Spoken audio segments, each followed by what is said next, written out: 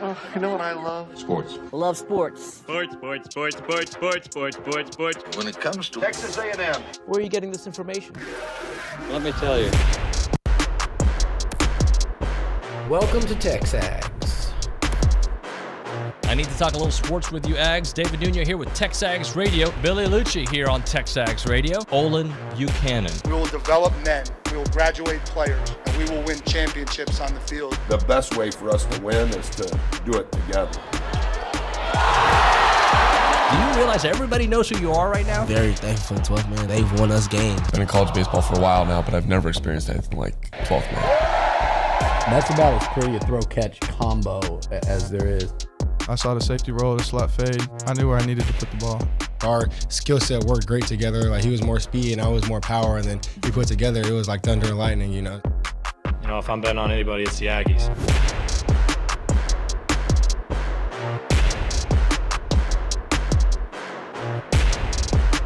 It is a celebration. Olin Buchanan dressed up to celebrate the big day. Good morning, buddy. TexAgs Radio, presented by David Gardner's Jewelers, Rollo Insurance Studio. Go Hour, presented by the warehouse at CC Creations. You're celebrating today, right? What's the big day? What am I celebrating? Well, you dressed up. Is it for a celebration, right? There's a press conference. Oh, why do you say it like that? In Houston. Because I don't really want to go to it. Yeah, I know. It's a couple of athletic directors talking. We don't even know what they're going to be. But they're not talking about what people think they're talking about. Yeah, what do people think they're talking about? Some people are like, they're going to move the game. No, I don't believe that. They're not talking I don't know. I'm guessing maybe there's going to be a title sponsor for the Texas and Texas A&M football game. Yep. Always save the best for last. Or maybe, they're going to come up with a challenge where they're going to keep up with who wins in every sport. Which is what they used to do, right? Yeah, and so they're but what do you get? Some silly trophy, So I don't know. Maybe they're going to come back with some blockbuster news, But you'll be there. I thought you were dressing up to celebrate the big day. The big day of what? August 22nd. Yeah, 9 days for football. But this is a celebration. Okay, I'm lost. What are we celebrating? 13 years of TexAgs Radio. Oh, is that right? Huh? Yeah. 13 years today. That's why Gabe Bock is going to call in at 9 o'clock to just kind of revisit. I'll be listening while I'm driving to Houston. I'll make sure it's short. Just kidding, Gabe. I think I may have been on more episodes than Gabe Bock now. Because you started how quickly into the show? Somewhere January of 2013. It was Gabe's idea to put me on. So the start of the third year of TexAgs Radio sound right? I think it started in 2011. 13 years would be 2011. Yeah, so it'd be 2 years. Yeah, so I've been, And you've now done this with me for 3 years. You've surpassed the Boccaroni. And with all the vacations apparently that he took. Oh, yeah, well, I passed him early on. The Gabe-cations, yeah. Actually, Gabe pulled a Nuño move as well, right? I pulled a Gabe move. Going on vacation, quote unquote, and doing your show from a hotel room. But I think he had to do that once because of COVID or flight travels or something like that. I can't remember. I'm lucky to remember to get up every morning and make it here by 8. You think TexAgs Radio makes it to 14? Yeah. Why? We're just gaining momentum. I mean, TexAgs Radio. You can always, change your name. But we're not gonna become like SEC Aggie Radio. No way we do that. The Nuño experience. No, then we lose everybody. God forbid we talk about movies today with Stephen McGee or music. It is going to be football. I just spit football. Well, and that's fine. I think I always try to make the hour that I'm on, or try to help make it as fun as possible. You do make it fun. Because I think that's what sports is supposed to be. It's supposed to be fun. Yeah, we're supposed to have a distraction, a good time, if you will. So the goal of this show is to inform, give you perspective, and entertain. Is there a fourth level of the show? Just to remind you how this is a matter of life and death. Yeah. And it's a fact. It is A&M football, And you do know this. It does affect my day when our teams aren't good. Yes, it does. And mine too.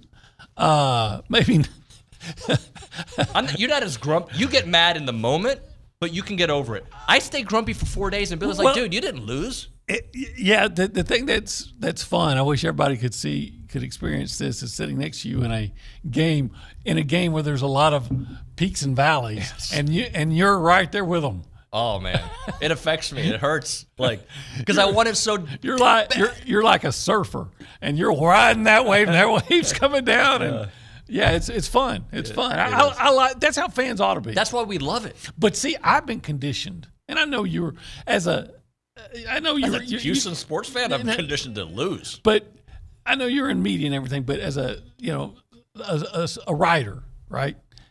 I've been conditioned to. I can't even get excited when I'm at a game as a fan. I mean, I'm excited, but I don't get crazy and yell and scream because I'm just so used to. Hey, do not show emotion. Do not cheer. All those things that. Do not do any of those things that Alan Cannon would run you out of the press box in a second if you did. You think he secretly cheers, though? He cheers. No, he doesn't, man. You don't think in his heart? He made his mother leave the press box once. What? This is a true story. Mom, you're out. He did. Is this allowed to be said? It's a true story. Story? I think he was nicer about it. Said, okay. Mom, sorry, you can't be cheering in the press box. So I'm going. You're going to have to. Didn't he throw Gabe out once, or am I making that up?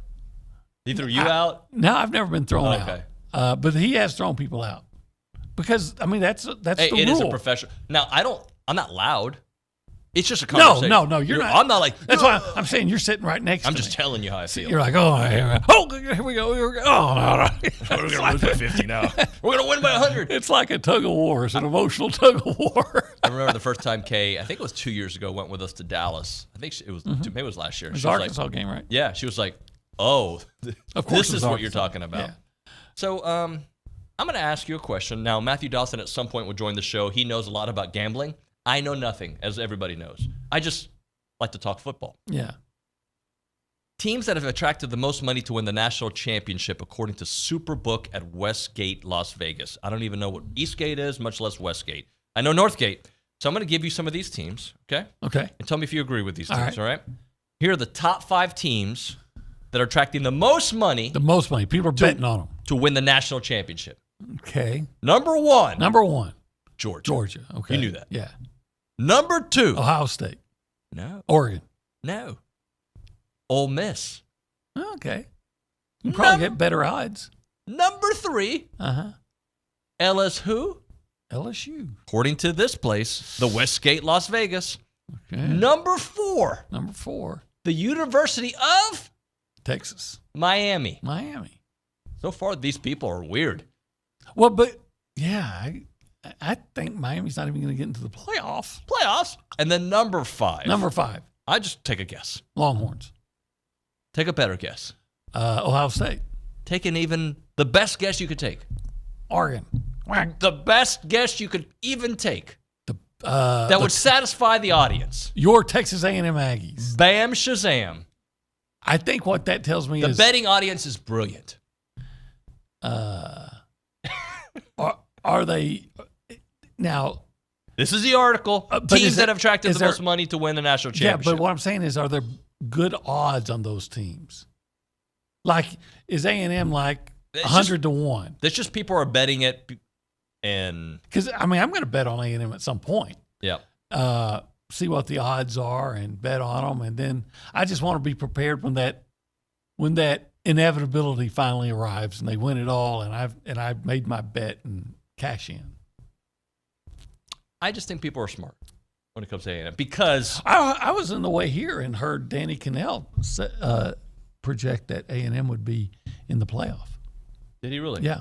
I think A&M is an interesting bet because nobody expects, really, most people don't expect for them to make the playoffs, right? I would say most. Yeah. But if you just think the problem was the coaching staff, because I'm not putting that on Jimbo, overall. Yeah, it was, it's never been talent. No. Maybe not talent in the right spots. Maybe there was, maybe you just didn't have it spread out the way you should because obviously secondary, you had young talent, but you didn't have proven talent there. But if you feel, and some people do feel, it was Jimbo's staff, the entire staff, holding this program back, then you're like, I think Coach Elko's staff is widely regarded as an awesome staff.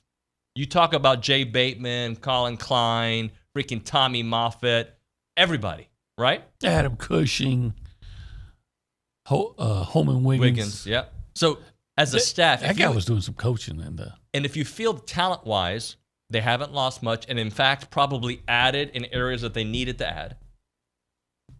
You could make the argument that the only position that you're not sure about is wide receiver. Offensive line, you can spin it like they just weren't coached well, and you got some new guys there anyway. See, you're doing exactly. Tell me what I don't want to do myself. Oh, you're buying it. You're buying it. I'm starting to buy it. You're buying it in. I don't want to. No, I want you in on the team. It's like, I'm like that. It's like so many times when Irma goes to the shopping and she promised me she's only going to buy one thing, and then she comes back with like a cart full of stuff. And I'm like, this costs me so much, like in this case financially, but in A&M emotionally. Right. And then they say, no, this time it's going to be different. I'm saying, okay, I'm going to believe it. This time it's going to be different. And then she comes back with another cart full of stuff. I'm like, you did it to me again. You're costing me again. I don't want to be emotionally bankrupt again. Well, let's just talk about it from this perspective. Do you believe in the coach? Yes, I do. Do you believe he can recruit top talent? Oh, yeah, he's already looking at what he's doing right now. Is he good in-game adjuster? He was at Duke. And how about as a defense coordinator, he was excellent. Okay. With the exception of one game against Mississippi State, but okay, nobody's perfect. All right. So far, do you believe Colin Klein's offense will be better than what we've seen the last few years? Oh, better than what? Yeah, it'll be better. I don't know that it'll be as successful as it was in the Big 12 because you got better defenses to go against. However, I mean,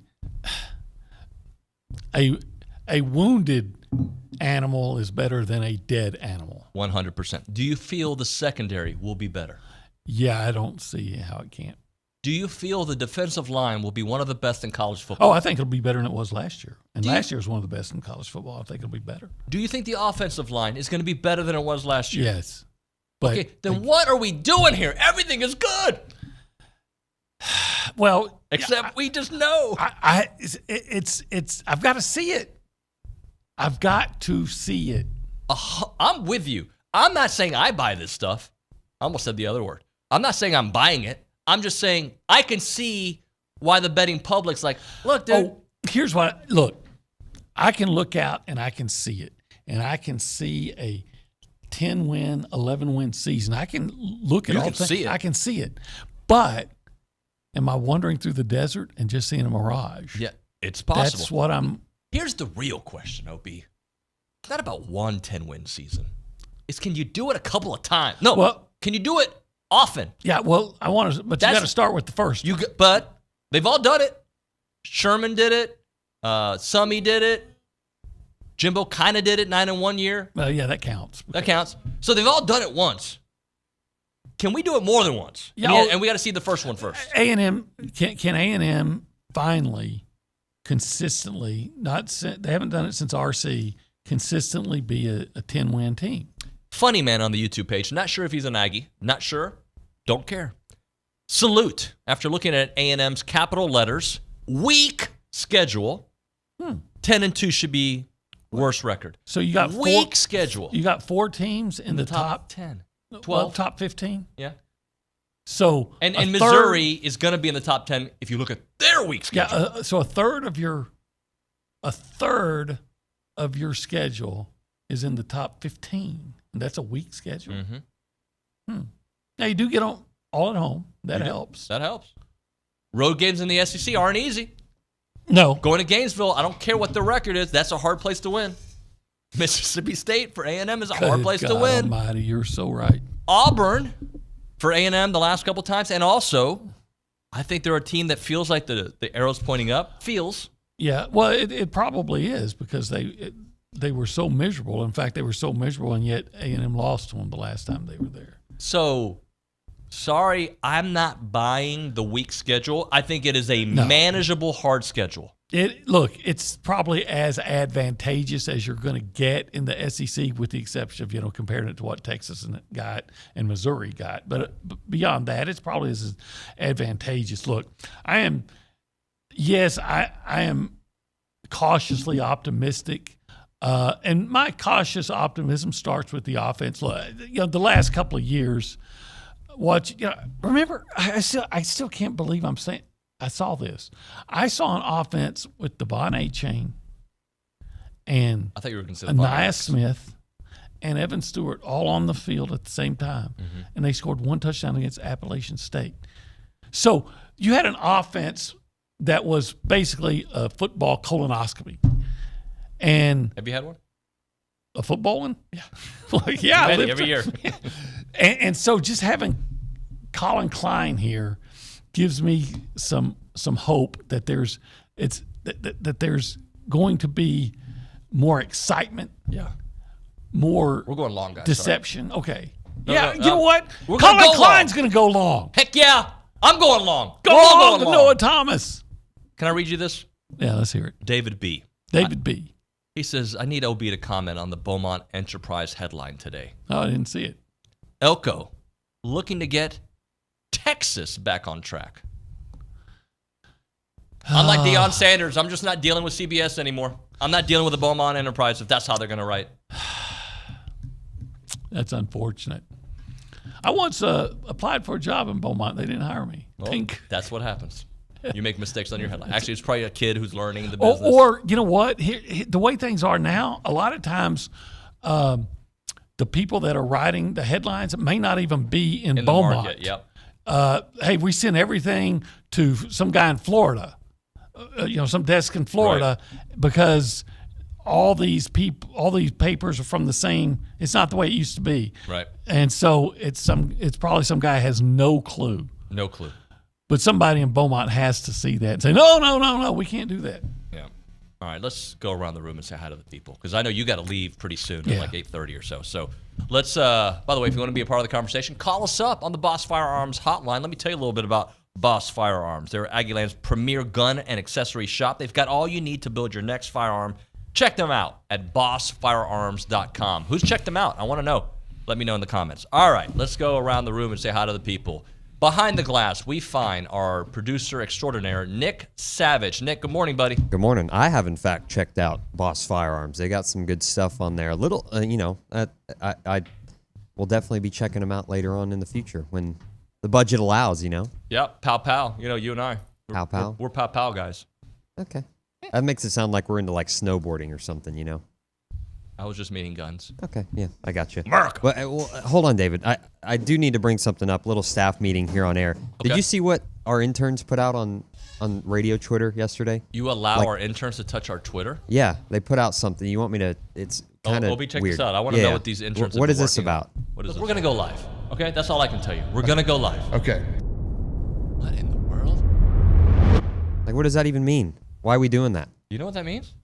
I guess it means we're going to go live. I mean, we're live right now. Yeah, so I guess we're going to keep going live. We're telling the folks that we're going live on the anniversary of TexAgs Radio. I guess, whatever that means. I don't know. Why are people laughing? I don't know. I don't know. We're about to send that whole crew to Houston. So Kay's back here, Luke's back here.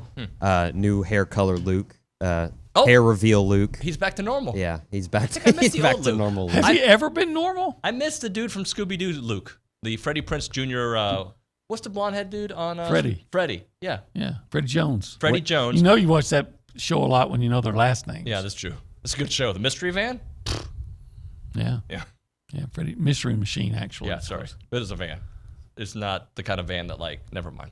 Let's go to the angry. Oh, I'm excited. I always thought Daphne Blake was kind of hot. Your team bet Daphne? Yeah. What's the other one? Velma in the movie? Not bad. Very smart. Let's go to the Angry Elephant News. And she's no Betty Rubble, but. Okay, this is getting. All right. So our next social center person at the Angry Elephant News and Social Center is actually a diehard Aggie, as they all are, right? Yes. From a diehard Aggie family. Juan Marcos Palomo. Mr. Palomo, how are you, sir? How's it going, guys? What's up, buddy? How's it going? Are we hearing I'm him? doing great. I hear him. Do you hear him? Okay, yeah, barely. Yeah, talk a little louder. Let's Hello? hear him. Hello? There we Hello, are. there he is. Yeah, better? Yeah. So I'm sure you, like when you become a big star, you want to be your own name, but you have a family last name that we are very familiar with. Tell the folks who your dad is. Fernando Palomo. He's a class of 95 through javelin here at A&M. And, I think I wrote an article about him. I mean, if you know Fernando, you know Wayo, you know Federico, you know the whole family. So. Yeah, that's true. And for those who don't know, he is also the voice and the face of ESPN Soccer. You hear him doing all the broadcasts. He's my guy. All right. I would like to be in that family, the Palomos. That's a you good try to drive a family. nice car and, Yeah. be good looking and all. Yeah. Yeah, All sorry. those things. Oh, I would sorry like about to have that. Yeah. Yeah. Play golf all the Some time. people say I'm a long-lost Palomo. Really? No, nobody's ever said that. Do you want to go by Juan or Juan Marcos? What do you want to go by? Whatever's easier for y'all. Juan. Let's go, Yeah.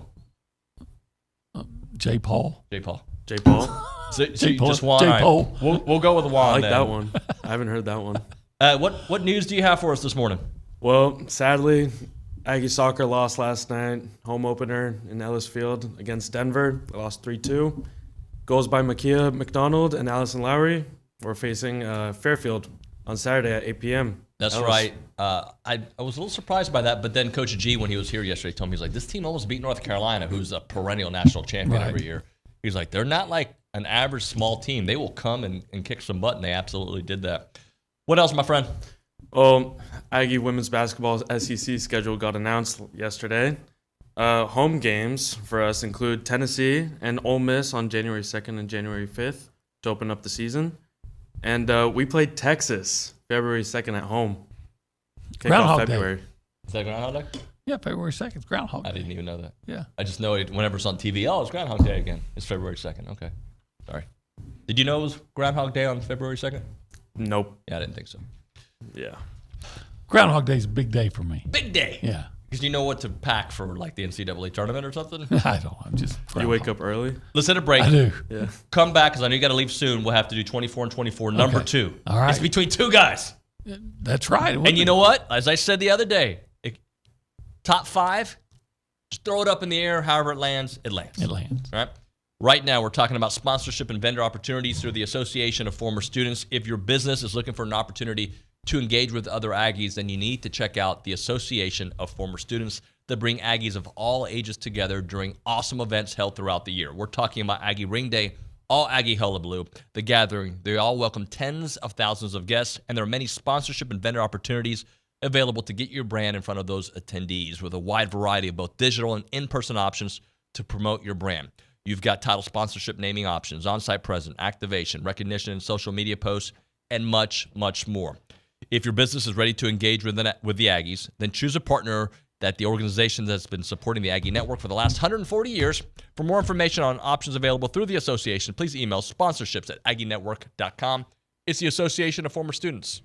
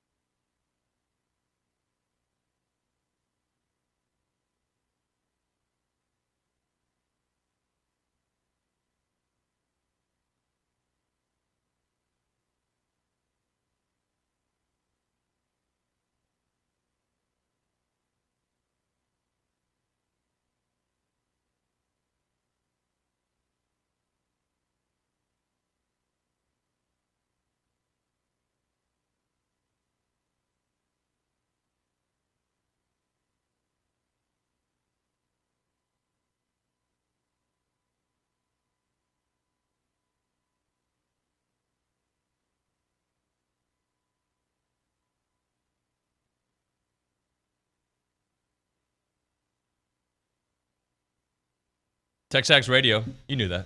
Yeah. You know we're presented by David Gardner's Jewelers. Mm-hmm. Yeah. You know this is the Rollo Insurance Studio. I do know that. And I know you know that this is a Go Hour, and that's presented by somebody. Yeah, CC Creations. That's correct. Well, look at you on top of things. Yeah. He's Olin Buchanan. I'm David Nuño. You knew that. I did. All right.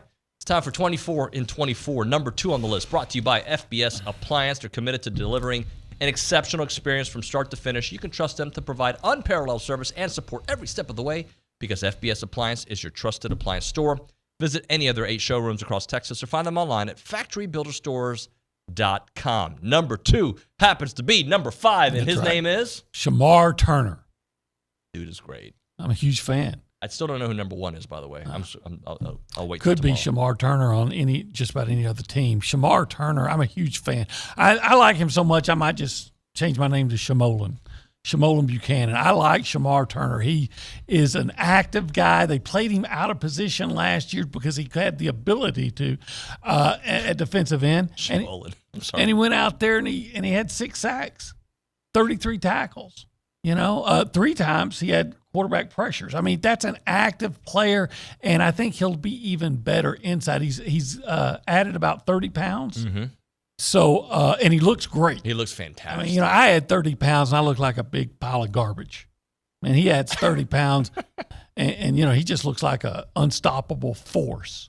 So I'm really excited about Shamar Turner. He wasn't my first indication of the Moffitt effect, but he was my July, this is when we saw him at SEC Media Day. You're jacked when you make a suit look jacked. Yeah. Right? Because suits sometimes kind of make you... Yeah. You know what I'm saying? Like, you either look fat in a suit or you look like you're skinny in a suit. You don't look strong typically in a suit. He looks like a bodybuilder in a suit. Right. And, I think he's going to be quicker and more powerful if that's possible because he was so good. Like, there was a time I think at the midway point of the season, with ESPN, somebody, I can't remember which national outlet was touting him as the best defensive player in the country. Yep. You remember that? Mm-hmm. And I just think he'll even be better with the guys around him, especially Nick Scorton around him, and he can wreak some havoc. So one way a position group is going to be good, and he is the 1A or 1B on the position group, right? I would say on the defensive line, he's 1A because he's right now number 2. But it could have been Nick Scorton, him. It could be anybody, right? Bryce Anderson could be in this mix. But you're really good when players you talk to, they all have the same kind of response about that group. Go watch the Le'Veon interview. Like, he was gushing about that defensive line, and obviously he's the champ on that. Well, first of all, to me, the only difference as far as expectations or projections between he and Nick Scorton is Nick Scorton just has to show that he can be dominant in the SEC. In the SEC. Shamar Turner has shown he can be dominant in the SEC. But what if you have 2 guys? And I do think that the really key to to Texas A&M's defensive line this year will be the other Shamar Stewart. If he has that breakout year that many are projecting, I think breakout for you for him? 7 sacks? 7. 6 sacks? Yeah, I'd take 6 right now. But just a guy that can bring consistent pressure from the other side because I know. But you know what? The ends are great, but I always believe there's nothing more lethal with a pass rush than an inside rush. If you got a guy like Aaron Donald, Warren Sapp, those guys, if you got a guy that can get a pass rush from the interior pass rush, because then you're pushing it right back in the quarterback's face, he has nowhere to go. And I think Shamar Turner's going to be able to do that. I absolutely agree. So tomorrow we'll do number 1. Wonder who's going to be.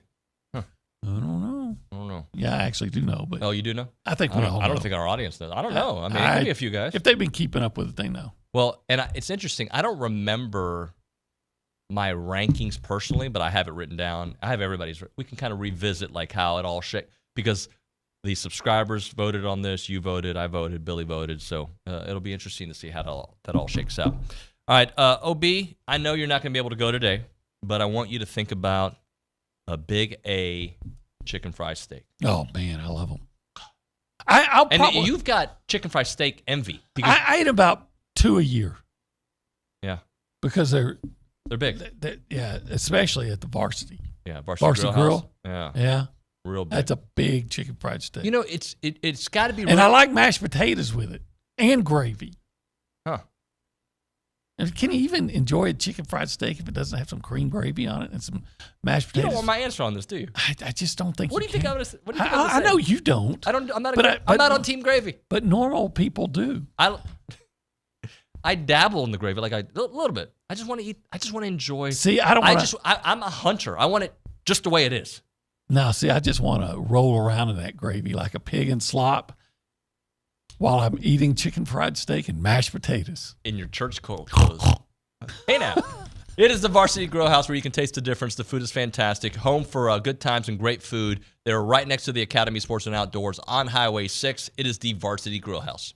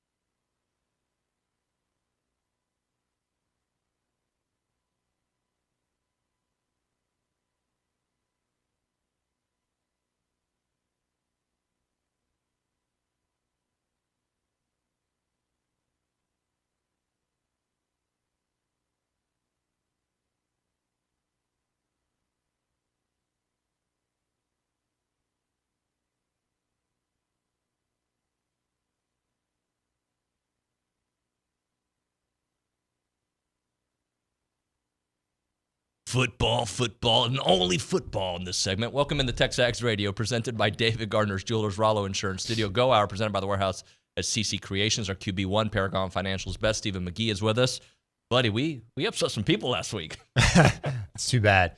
Yeah, there's not a lot yet to talk about. I mean, we're getting fluff. Next week is all about getting ready for Notre Dame. So I noticed he just hopped in the car, so it probably gave him time to turn on the radio. But speaking of non-football talk, OB just admitted that he bet against me, meaning that he took Oklahoma when we played them, and he lost some cash. Is that right? Back in the day. Oh, man. Yeah. That's your friend, right? It's my dog, but it's like, it's kind of funny when your boy loses cash betting against you, Well, good. Take that, OB. Yeah.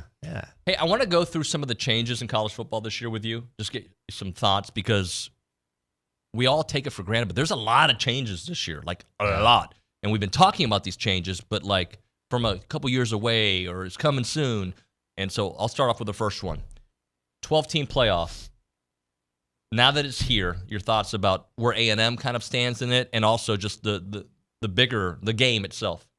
Yeah, I mean, that is probably the biggest change from, you think about Kellen Mond's was his senior year when we were 9-1.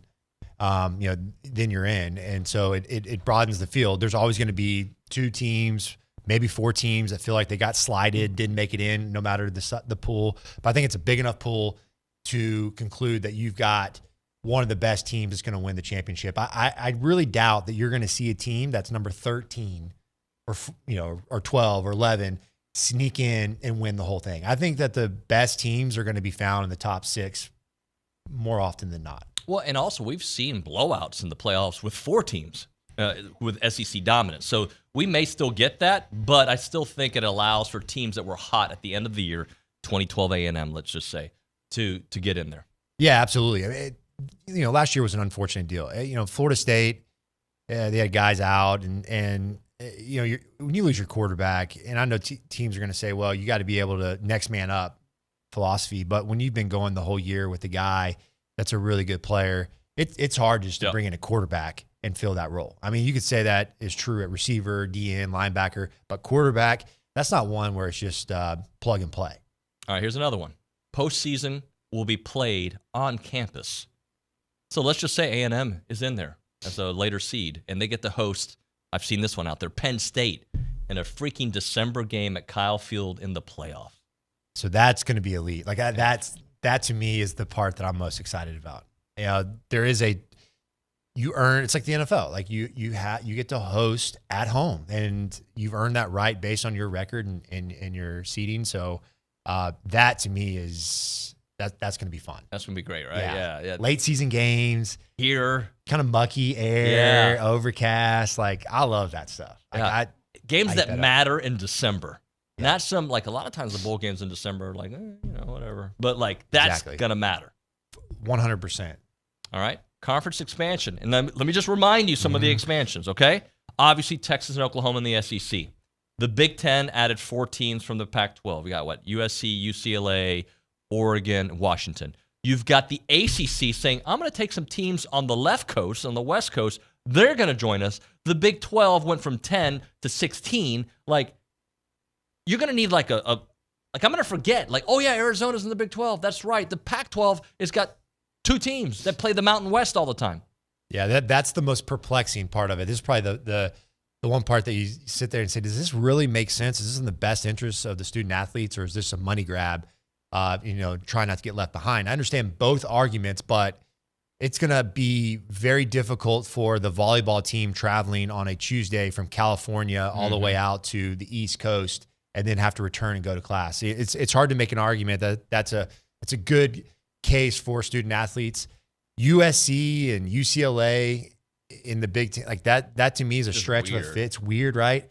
There's a lot of that I don't like, but I think that we are moving toward the major super conference anyway, where you have the top 60. So this is my vision. When that day comes, we're going to go back to the way it used to be. And what I mean is you're going to have divisions. The Southwest Division, Southwest Conference, right? You're going to have the Southeastern Division. You're going to have the West Coast Pac-12, let's say. Like, I think it's when it becomes 2 super conferences, in a way, it's going to be a wink back to the way it used to be. Yeah, and I don't mind that. I like that. And then I like the idea that you're going to get to play some teams that you would have never, played otherwise, right? That are, right. I don't know, like Maryland or some weird school where you have your 4 or 5 teams that you play every year in your little sub-conference, but then you also have teams that you normally don't get to play. And it's just kind of the pick of the draw, man. And you get to go to Oregon or go wherever. 2-minute warning at the end of the second and fourth quarter, which I don't think is a major change, but it can certainly helps NFL model. Yeah, it does. I mean, in the NFL model, running clock, and it's an extra timeout in your bag. So it'll be weird getting adjusted to it. I mean, you're kind of used to seeing that in the NFL, and then obviously not college. But yeah, I like it. Some of these points I'm taking from Ralph Russo, had an article about it. He has this one on there that I think is interesting. Coaches will be able to communicate with players on the field in-game through devices. Only one player per team will be permitted on the field at a time with helmet communication. Yeah, that's the biggest. I mean, that's the NFL model, right? And that's what you see. I don't know if you guys watch Hard Knocks, but I love that show. Yeah, I mean, you saw the communication errors in preseason game 3 with Caleb Williams and his helmet, right?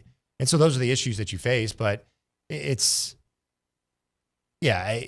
you can make the argument it's not fair to the teams at the bottom that don't have the money or the resources to do it previously, right? That was always the argument. But, and then you have the Michigan sign stealing issues, and a lot of that stuff gets eliminated, right? Whenever you put a helmet with the radio in there and they turn off. I mean, people forget that 15 seconds that on the play clock, that thing turns off. But if you break the huddle before that, you can have a coach saying, all right, cover two. And then it's quiet. So that you would think sometimes that would be you would do it on purpose. Let's get out there and see how they line up.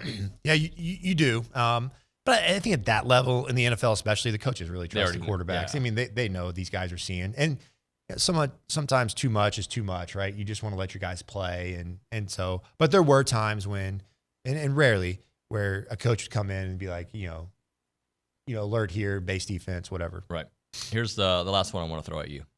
This one makes me laugh because I remember where I was when he was there the first time. Bobby Petrino is the offensive coordinator at Arkansas. And oh, by the way, if Sam Pittman goes the way I think it's going to go, Bobby Petrino might be the head coach in October. Back on his motorcycle. Right? Back where it all began. Yeah, that one's weird. I will say this, though. I would have liked to have seen Bobby Petrino be able to have free reins last year in this offense. Yep. And I think he did some really good things. I think Jalen Henderson was his guy, right? I think that was the reason why Jalen was brought to A&M. He's just a backup at Fresno and really, no significant story. And he's had, you can say what you want about the person, but as a football coach, he's done a lot of really good things. And I wouldn't be surprised to see him have success again. The offense that we had last year, the way I saw it, and people argue with me, is it felt like to me it was partially Bobby Petrino, mostly Jimbo. And then 1 week I was like, oh, Bobby's calling these plays. And then the next week I'm like, that is absolutely a Jimbo call. Yeah, I think it was pretty heavy-handed Jimbo Fisher. I don't know. Maybe I'm wrong on that, but I do believe that there were some things that we were limited, being able to do offensively that were just, if you felt like it was slow, if you felt like it looked old school, there's a good chance it was probably the Jimbo model. It's just kind of stale. Where the up-tempo, quick, fast-paced game, a lot of the stuff that we saw in the bowl game, I really felt like were examples of the type of system that he would have run. Do you believe this? Because I think this will eventually happen. 30 for 30, they did 2 different documentaries on the U, on Miami. I see when Coach Elko wins big here, they're going to do 2 different 30 for 30s. The Jimbo era with the recruiting and the fight with Saban and all that, and then the savior, Mike Elko. That's going to happen. Love to see it. The Elko, look, I know we're on that perpetual cycle as Aggie fans. We're in that build-up phase where we're all expectations probably get too high, unrealistic, unfair. But this is the first time in quite some time that even I feel really good about the future of our program because it's run by Mike Elko. I feel like there's actual substance there. Yep. He has the ability from the leadership perspective, but then also the X's and O perspective that I felt like we've lacked. And then the people below him, though we have not seen this yet, we'll find out very soon. But I do have a strong belief in the assistants on this staff compared to previous ones, 100%. Right? That's the biggest difference I think that people don't talk about. Like, I didn't have a lot of trust in the old assistants, especially the last couple of years. I'll do what I did with OB. I feel good at quarterback. Okay? Yep. I feel they're going to be better on the offensive line regardless. Yeah. Okay? Defensive line, we already know they're going to eat. Right? And the secondary is absolutely going to be better. And that team last year, couple plays away from actually having a 9-win season. Like, literally, couple plays. Special teams, 1,000% will be better. Yeah. I mean, they were the best. What was our record last year? 5-7, 6-6? Yeah, 7-5, whatever it was. I mean, it's going to be one of the best teams from a ability perspective that you've ever seen. I mean, it was the biggest underperforming team that you've had in a while. But to your point, the question marks are going to be offensive line, but it can't get worse. I think a lot of us have the expectation that they could sneak in and be a pretty solid offensive line. Yep. And you have a quarterback that historically has done two things really well that no one talks about. This is very important in my opinion when you look at Conner, is he doesn't turn the ball over and he doesn't take sacks. Yep. People, they just gloss over all of the stats and they go to yards, production, touchdowns, and they forget about sacks and how important that is when you're evaluating quarterback. You look at the great ones at the upper echelon, the Mannings and the Bradys, they don't take sacks. They put their team in a position to be successful. They don't turn the football over, and yet they also produce. And that's what Conner does, and that's why I love him. And I get so much hate from even my fellow Aggies that say, Conner's just not that good. Like, I don't see it. And I'm telling you, and you and Jordan Rogers see it. I could be wrong. I could be wrong. But I would, based on what I have seen, when the lights come on, that kid is special, and I have not seen a quarterback at that level not take sacks like he does. I think he's going to be good. Were you wrong on Haynes King? Because I was wrong. What was my take on Haynes? I don't remember. I just remember. I remember asking Jimbo at a deal. I was like, "Can this guy throw?" Yeah. And he was like, "Oh yeah, he can throw. He can throw." And I was like, "Golly, like maybe I'm missing something." But he's done pretty well in the ACC. Yeah, he does. He's got his place, but I don't think it's in the SEC on an elite team. You got to be able to throw. I talked about that all the time. Let's hit a break here. We'll come back with Buy, Sell, Lease. I got an interesting one. Right now, FBS Appliance and their team of experts are here to have the appliances that make your house a home. They are the top people here in this market, Houston, you name it, all over Texas, 8 showrooms across Texas. They pride themselves on offering a comprehensive solution that sets them apart from the competition. They specialize in providing top-notch sales and installation services for all the leading brands, seamless experience for their customers. They're committed to delivering an exceptional experience. As I mentioned, 8 showrooms across Texas. Find them online at factorybuilderstores.com. That is factorybuilderstores.com.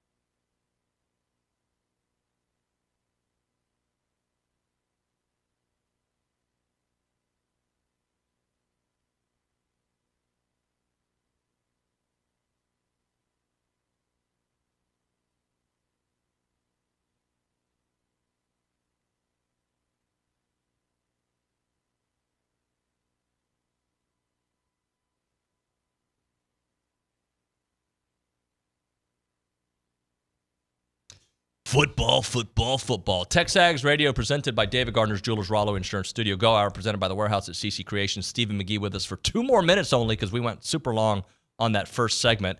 So we're going to do a little buy-sell lease with our QB1 from Paragon Financial. All right, Stephen, this is an easy one. I think it's going to be super easy, but I'd like to get your take. New coordinators having big seasons at their new place. And I'm going to give you their names. One of them is our guy, Colin Klein, offensive coordinator at A&M.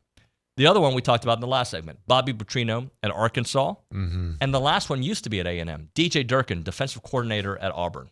Oof. Look, I'm going to buy our guy, Colin Klein, because he's here. He's our guy. I think he's got some pieces to be really good. I think there are some big question marks offensively, but that's where, as a coordinator, you can mask some of that stuff and put your team in a position to succeed. I felt like last year, offensive line in the pass game, not our strength, and yet routinely starting drives out in 5- and 7-step timing passes, which means you're holding the ball longer to take downfield shots. I never understood that. When you start drives and that defensive line is fresh, they're teeing off, you just don't put them in a position to succeed. You take sacks early, right?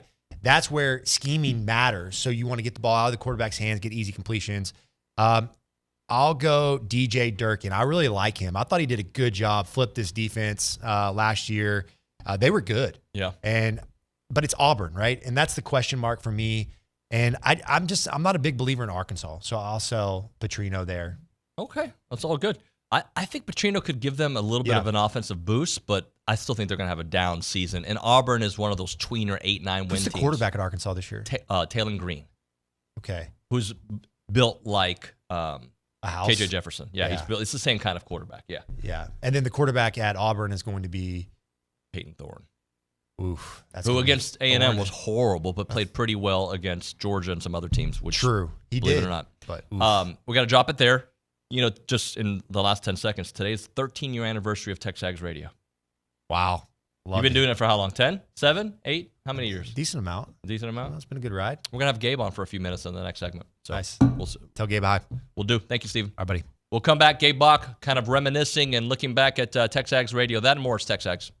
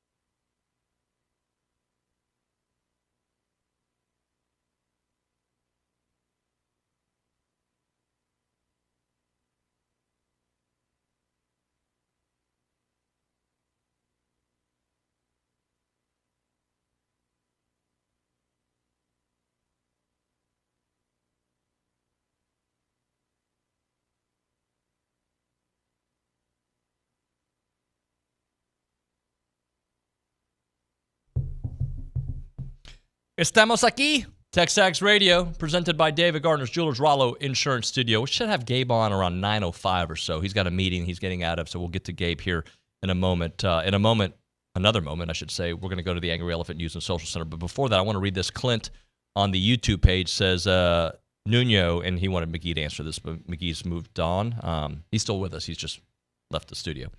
He says, have you guys been to practice this fall? If yes, which wide receiver besides Noah looks poised to have the best year? Same question for tight end. Trey Watson, by the way, tight end-wise, I am super impressed with. Just a cool young man who's got the ability to catch it and move. Theo's had a great camp. Theo's looked really good. And Donovan Green, when he's ready to go, he's going to be ready to go. And he's practicing. He's looking great. But I think we just need to be a little patient with his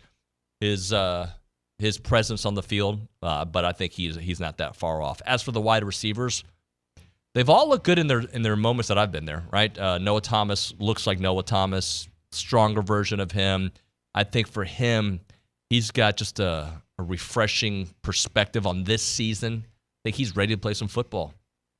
Ja'Day Walker is always ready to roll, and if the way last season kind of went for him is any indication on how he's going to start this season, watch out for Ja'Day to have a big season. I love Cyrus Allen. And look, I'm not saying he's going to be the 1A receiver, but I see some real potential in him. I see like a guy that we're going to be talking about quite a bit this year, maybe in the same way we talked about Ja'Day last season, where we weren't really sure, but we knew he had potential. I think that is certainly something that is absolutely possible.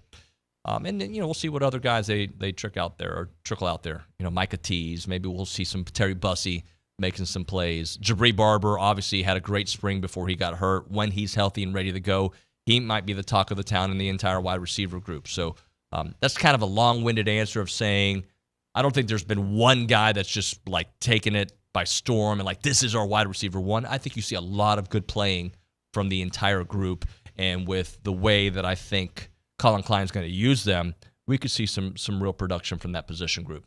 Let's go to the Angry Elephant News and Social Center. That's where we have Juan Marcos Palomo. I know you said Juan, but it's just, my brain is trained to say Juan Marcos. And I can't do it like the gringo way. Like, let's go to Juan Marcos Palomo. Like certain words I can. Like, I don't know. In Houston, there's a road called San Felipe. They say San Felipe. So you get used to saying San Felipe. So, sorry, let me try again. Juan Marcos, can you give us a little, I don't know, insight or emails or text? What's coming in? Well, let's see. From Jackson in the Woodlands, he's asking about what Group 5 team do you think will make the playoff this year? The language in the playoff rules stipulates that the 4 highest ranked conference champions will automatically receive seeds 1 through 4, and the 5th highest ranked conference champion will be seeded according to their rank unless they are outside the top 12. So he's asking what Group 5 team will make the playoffs. Liberty would be my choice right now. I'd have to really kind of dig into that, but Liberty's the one team that I'm intrigued by. All right, let's do this. We'll talk about TexAgs Radio, right? TexAgs Radio has been around now for 13 years today, but that vision started with Billy Lucci and Gabe Bock back in the day. And Gabe built a monster on this air, and so happy to have him on the program on the Boss Firearms Hotline to kind of reminisce about the good days, the hard days, and hopefully the future of TexAgs Radio, which is, we're at least going to be doing TexAgs Radio for another 3 or 4 days, Gabe. At least that. Good morning, buddy. How you doing? David Nuño. How about that, man? I was surprised to see during football season with everything going on, a call from David Nuño. I answered it as quickly as I saw it, and then we had a nice little quick chat. Not as extended as I would want, but man, I'm excited to do this. I really appreciate the opportunity. You reminded me. I didn't. Usually, what happens is sometime about the middle or end of the day, I'm like, oh shoot, this was an anniversary day, because I'm really weird about dates. Like January 18th is when I cried with Billy for 3 hours. He didn't cry at all. He was excited to hire you, I think. I cried a lot. May 4th was when I announced that we were leaving. June 11th was my last show. August 22nd of 2011 was the first show. But usually it's like, yeah, if I have to think about them, I know the day. But when they hit, I usually don't think about it. It's usually about too late before I remember, oh, yeah, this was a big day. But, man, I appreciate you having me on. And how cool is it I'm guessing because I listened to a little bit of the show and I was driving in for about 5 minutes, and I heard Juan Marcos Palomo's very first minutes on Aggie Land radio, anywhere in Aggie Land. And, you know, we all know what a legend his dad is. I kind of call him the Jim Nance of ESPN Deportes. And pretty amazing, that family. And everybody knows, I think many people know how close I am with that family. They're like family. They are family. And, you know, I'll tell you a cool story about Juan Marcos real quick while we're just chatting, because it is cool that his first show was on the anniversary date of our first show. And if this isn't his first show, I'm going to pretend it is, just for posterity's sake, for my own thing. But so Juan Marcos' mom came in. We were showing houses, and he's like, "Hey, I got to stop and get my ID." So he's going to hate that I'm telling the story. And he's like, "I'll be like 3 minutes tops." And he walked into this place to get his ID. This was when he was coming in as a freshman. We were driving around. I was driving, showing him stuff. And he's like, "I'll be 3 minutes." Sucker took about 25, 30 minutes. And we were like, "Man, was the line long?" He's like, "No, I got a girl's phone number." He was sitting there chatting. I mean, dude's been on campus for 5 minutes and already got a phone number. Now, what happened to the girl, we don't know. He's really not. I think it kind of fizzled, which I blame him for that. Play on. He did a good job. Yeah, absolutely. How you been, man? I'm good, man. You know, you're funny with dates. I'm funny with dates as well. So January 18th is when you tell Billy. He calls me on January 20th. I meet with Brandon and Billy February 20th. You and I talk, and I won't forget the day. I was on the bike at my house training for a triathlon, and you and I spoke for 45 minutes. You were excited about me potentially joining the team. I joined July the 6th is when I officially started. You had me on the air. I was here at your last day. I drove up for your last day on air. And I remember that. One of the things that I think that I'm so jealous of you, man, is your ability, your recall. Like, I don't remember what I ate yesterday. You can tell me who the backup tight end was in 1994. You weren't even doing TexAgs Radio at that time. Your ability to tell a story and remember things with so much clarity is one of the things that I am so jealous of and also proud of too. Oh, man. It might have been Dan Campbell as a redshirt. You really think about how that lined up in 94. But, but you know what? But I'm jealous of your good looks and charm, right? I mean, I can't shed the dad bod at this point. So, no, it was an amazing 13-year run. I miss it a lot, especially during. Now, I didn't miss it at all when Jimbo was sticking up to join. I'll tell you, 5 and 7, I was real happy you had that job because you had to stew on it all day. Like Saturdays, people don't realize for us is a 12-hour, 13-hour day. You got a ton of stuff to do on Sundays, and you're thinking about it the whole time, and it's just impossible. And it affects you, right? When they lose, you've got to be a voice for the people, with the people, in the middle of the people, kind of trying to figure this thing out together. And not that you have any answers at all. And I'll tell you what, during 5 and 7, I was real happy. And even last year, like, man, this would not be fun. But you know, these moments like the whole run to the College World Series final and the whole schloss and early stuff, and you know, Aggie basketball's run the last couple of years was so special, and the start of the Elko era. Like, there are moments and days where I'm like, shoot, it would be nice to have 3 hours of runway right now, just to be able to flesh it all out and talk through it and just have a good time with it. But man, there is 0% of me that thinks I made the wrong choice. So it just worked out so well. I'm so thrilled to see how you've taken the show and made it your own. You know, and added so many new listeners. I think TexAgs is at a peak right now. What TexAgs is doing, Texas FilmWorks, you got the new space coming up. Texas FilmWorks has their new shop. I mean, it's unbelievable. I feel like Billy's stardom skyrocketed after me, so I think I was probably holding him down a little bit. But I tell you what, I mean, it's just been really, really cool to see, frankly, and as a fan. But I also love going to games and then be able to go home and watch something else. Or when we stink, I don't turn it off. I stay to the end, but then I go watch something else, and I don't have to worry about it anymore. So there's a lot of pros and cons being a fan and a season ticket holder now. Gabe, do you remember those initial conversations when the show idea came and how you started building the idea of it and how it all came together? I did, and I will give a lot of credit to Louis Bellina, quite frankly. Okay, the spring of 2010, Louis Bellina approached Brandon and Billy. This is 2010. This was during the first move to the SEC. Billy approaches. I remember we had a meeting, and Louis had it all. I'm telling you what, the dude was organized. Now it was pen and paper, but it was organized in terms of how it would all play out. He had a vision for it. At that time, he would be moving to afternoons. Remember, he had the 9 to 11 slot for years. Then when you might have predated Louis when you were an intern with Chip. But when that show started, which I think was June 10th, maybe, Lou, of 2000, Louis was morning. It was the first word with Louis Bellina. And then so he was moving to the afternoons, needed to fill that gap, came to us, and initially it was, no, we're not ready for that. And that was a little bit of a gut punch because I wanted to feel like we were ready, but frankly, we really weren't. Just that with our studio, and just we needed another year. But to Louis' credit, he didn't say, all right, well, you had your shot. And there have been tons of people who would love to have had that shot, particularly any of our website competitors. Can you imagine? Any of those folks had gotten those airwaves? And so, to Louis' credit, sat on it for an entire year, maybe chiseled out a little more organization in the plan, came back to Brandon and Billy, and the timing was more right. And then it was summertime, and it was really Billy, Brandon, and Louis deciding they were going to do it, and then telling me. I remember getting the call that I was going to be able to host. They wanted me to host the show, which I had done many shows and worked for the radio station my first 4 years of broadcasting. So I was super excited about that. And then bridging two families as well. My Bryan Broadcasting family.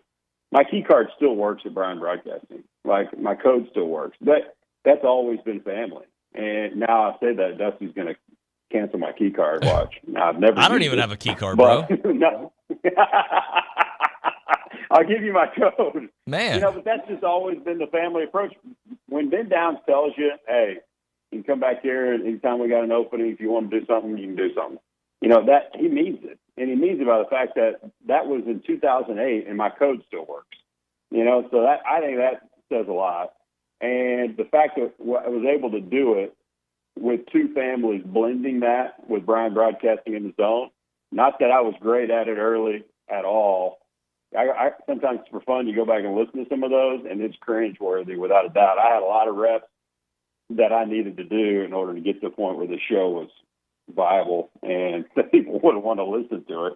But, I'll tell you how we got lucky, man, David. This had really very little to do with me and very little to do with the personalities talking other than one, and it was the fact that it was timing. The timing was so incredible for the start of this show. You got to think about this. Let's put ourselves back. August 22nd, 2011. Well, what was going on at that time was A&M was finalizing a move to the SEC. And at that time, I'm staring right now in my office, David. The gift that TexAgs gave me on my way out was a picture of the first show, a picture of, I guess, would be close to my last show, the logo for TexAgs, and then the original one-sheet document of that wheel that I used to do, the Chip Howard kind of wheel with my notes. And my very first segment on here says, what's the latest? Will we get into the SEC today? Will the announcement be made today? Okay, so you got to think about everything was culminating into this unbelievable move, and it was hitting a crescendo on the day we started the show, literally. And who was breaking all that news, David? Billy Lucci. Billy Lucci was breaking all that news. All right, it was a perfect time for the right people within the border regions that Billy had cultivated a relationship and network, and he's the only guy that can do this, right? I mean, he's one of a kind in terms of being able to do that. I can't do it. And if I could do it, I could sell every house in College Station, but I can't do that, and like he can. And there's a reason I joke that I wake up when he goes to bed. So at that time, it was kind of a 24-hour cycle. We were always covered as long as I woke up when he went to sleep. And so it was just the fact that everybody was tuning in to hear what Billy had to say every single day. And that created the critical mass that you need to start something special. because we started with a lot of listeners simply because of the timing of that move, I think, more than anything. And then we kind of stunk, but then there was a coaching change, and then Johnny happened. So year 2, it's the first year of the SEC and Johnny Manziel. And then year 3, there's just Johnny Mania, right? Superman. It was just Johnny Mania for an entire year. So I think we fed off the just behemoth that was the move to the SEC and just the even bigger giant that was Johnny Manziel, quite frankly. And that allowed those first 3 years, that allowed me time to do reps and get it the right way. And then adding Olin into the mix was huge. Then Louis came to us a year and a half later and asked to do the third hour.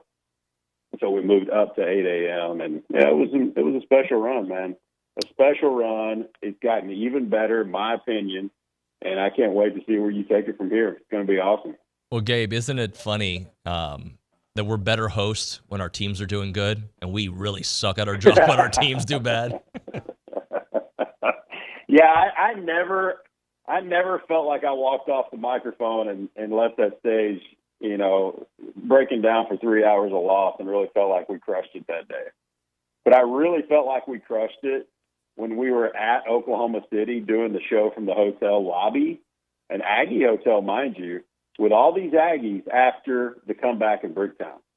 You know, in moments like that, where you really don't have to try very hard, even though you went to bed at 3 a.m., you wake up at 5, you do a show. It's like, open the mics and let's just react to what we just saw, because what we saw has never been done before. Nobody's ever come back from 12 down with 34 seconds left. And moments like that, you always feel like you have your best shows. Moments where it's just organic. Let's turn it on and let's react to something special. Kind of like your show after Seth Small, you know, and the whole Bama thing and Calzada going crazy. This one like moment that we'll never forget, and he only had one, was just something that, and I listened to probably your entire Monday show because I couldn't get enough of it as a fan. Gabe, those interestingly, moments are our best moments. I feel like I did some of my best work at like my first or second week on the job, which was the when Texas and Oklahoma decided to join the conference when the news trickled out, because we were reacting. It was a very newsy event, and I was comfortable in a news environment.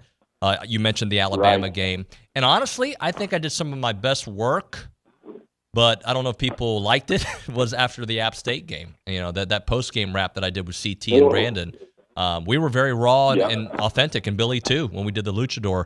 But the reason I bring that all up is football season's here, man. And before I let you go, I just want to get your thoughts on football season and you know, give me the future of both A&M football, or all three: A&M football, basketball, and Coach Early taking over for A&M baseball. Yeah. Well, I think we've got the best baseball team in the country, hands down. I think we've got the most talented roster in the country. And it's going to feel like a self-fulfilling prophecy for Early. I mean, the fact that we hired Early, and I say we now because I'm a paying season ticket holder for Aggie Sports and an Aggie, right? So the whole media protocol has gone way out the window. It's we and us now, baby. And we hire Early, and everyone comes back. And so Early has the best roster. You could have hired Tim Corbin. You could have hired anybody else, and we would have had some hits. There would have been people leaving. And so Tim Corbin's roster would not have been anywhere near Early's roster. And so what it's going to do is it's going to create a situation where we're going to be really good enough to win it all, which is going to obviously be incredible in and of itself. But then the B side of that is continue to get more and more people fired up about being an Aggie and playing here, and continuing that snowball effect where more and more people want to do it, and it creates Early's brand because we know he's that good. But this first year of winning is going to allow the world to see that he's the rising star in college baseball. So I love what's doing there. Buzz is buzz, and we're going to make a tournament again 3 straight years. It's all about getting hot in March and keeping people healthy. You get hot in March, Braden Montgomery, we're healthy, we win the national championship. 1 run away from winning it anyway.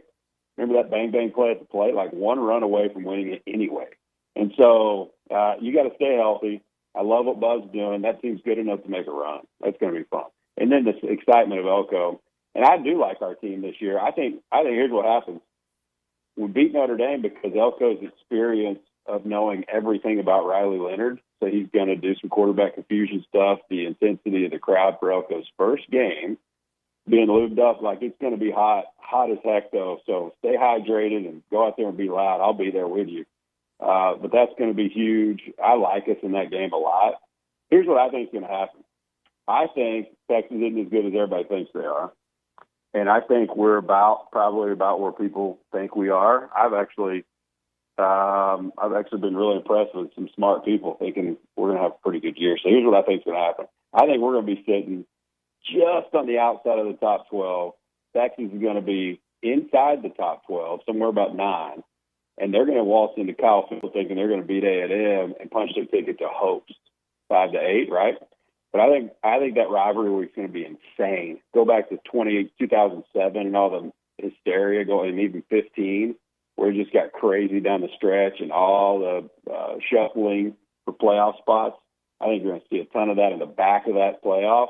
A&M will beat Texas at Kyle Field, and will get into the playoff, and Texas will fall out in an incredible rivalry weekend across the country. So there's my prediction. I like us in the Notre Dame game. I feel like it's a 9-3, and because of that 8-3 record, we might be sitting just outside the top 12. So by beating the Horns at Kyle Field in the renewed game, again, just like TexAgs Radio, 13 years ago, 13 years later, in that renewed game to get into a playoff for the first time in school history, fired up, man. And I think that's what's going to happen. Well, Gabe, if that happens, you'll be on the show the next day, all right? Done deal, baby. This time I'll be in studio. You got it, man. Hey, I appreciate you so much. I miss seeing you around, and obviously I love our friendship, man. Thanks for being here on the show. Absolutely. Absolutely, David. Keep it rolling, brother. Appreciate you. See you, man.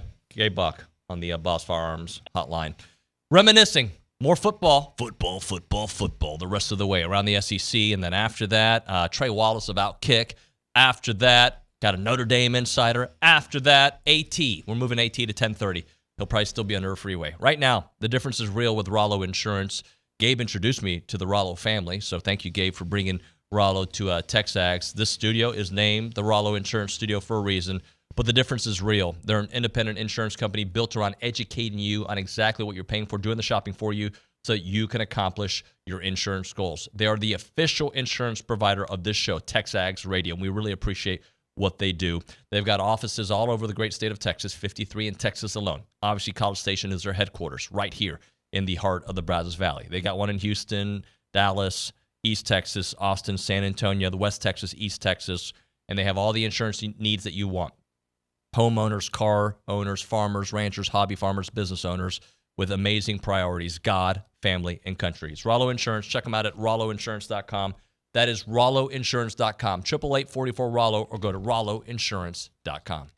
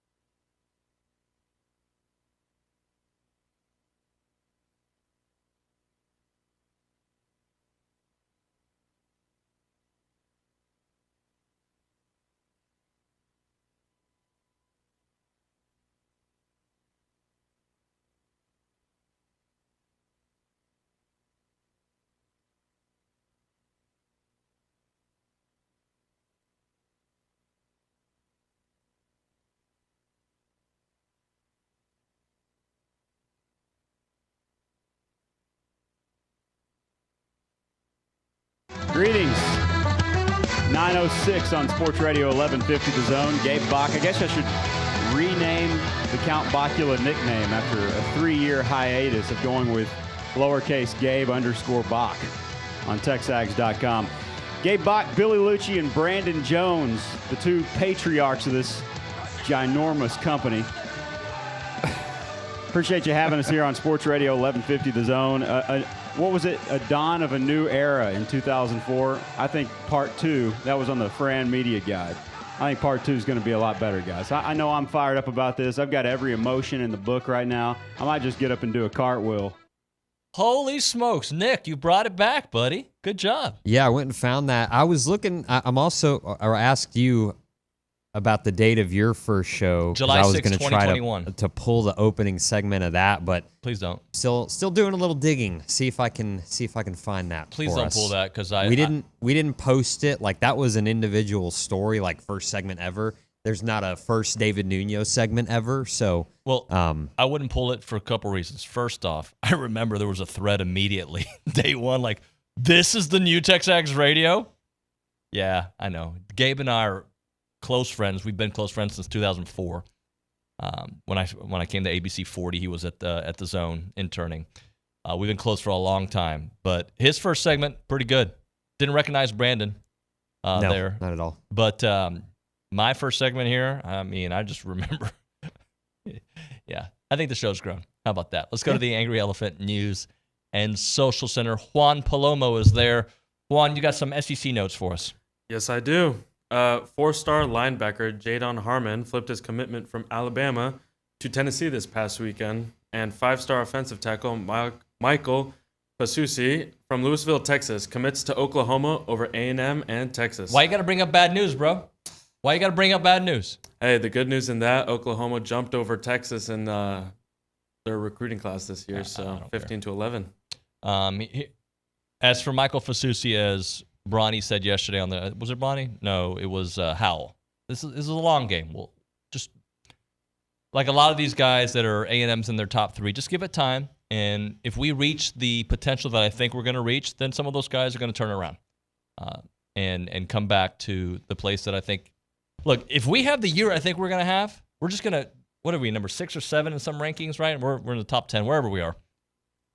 We're going to be in the top 5. All right, and that's not saying that much, obviously. Like, but an A&M team that wins 9 or 10 games will have a top 5 class. An A&M team that didn't do that well has had top 5 classes as well. What else? 6 of the 7 teams in the 2025 recruiting rankings are from the SEC. 2 Alabama, 3 LSU, 4 Georgia, 5 Auburn, 6 Tennessee, and 7 yours truly Texas A&M.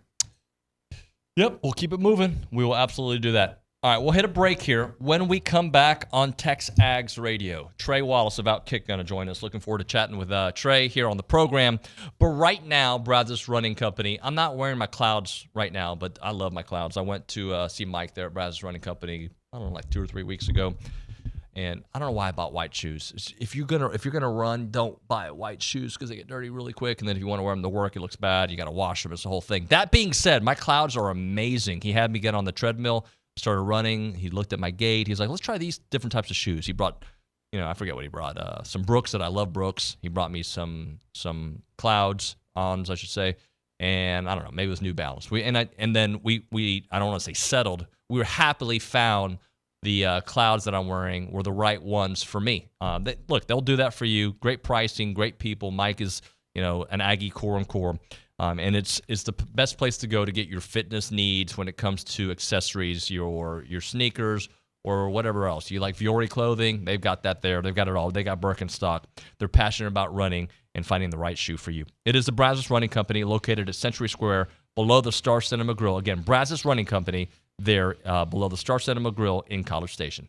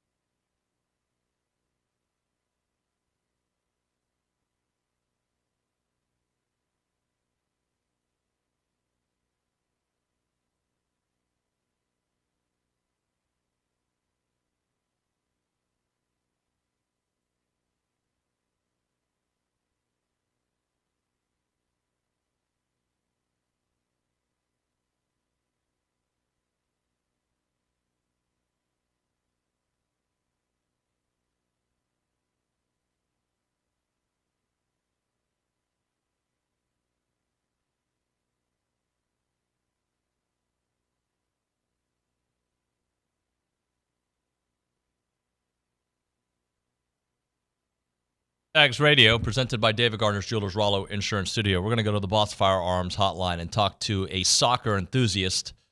Wonder if you watched Kylian Mbappe's debut in La Liga. No, we're going to talk a little football with Trey Wallace of Outkick here on the program. Trey, what's up, buddy?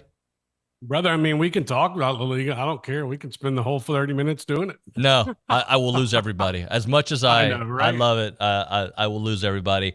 Hey, first off, it was great seeing you at SEC Media Days. We don't get to hang out that often, so it's good to hang there. Let's kind of talk about SEC teams. This has been a kind of a topic I've seen over the last couple of weeks of people just weighing in how many teams in the SEC have a legit chance of making the playoffs if certain things play out the way that the optimistic fan would play out. What would be your number? I put out my predictions this morning, and I think there are 3 teams from the SEC that get in. When I look at it, I've got Georgia getting in, obviously. And then the other ones for me is Ole Miss, Texas.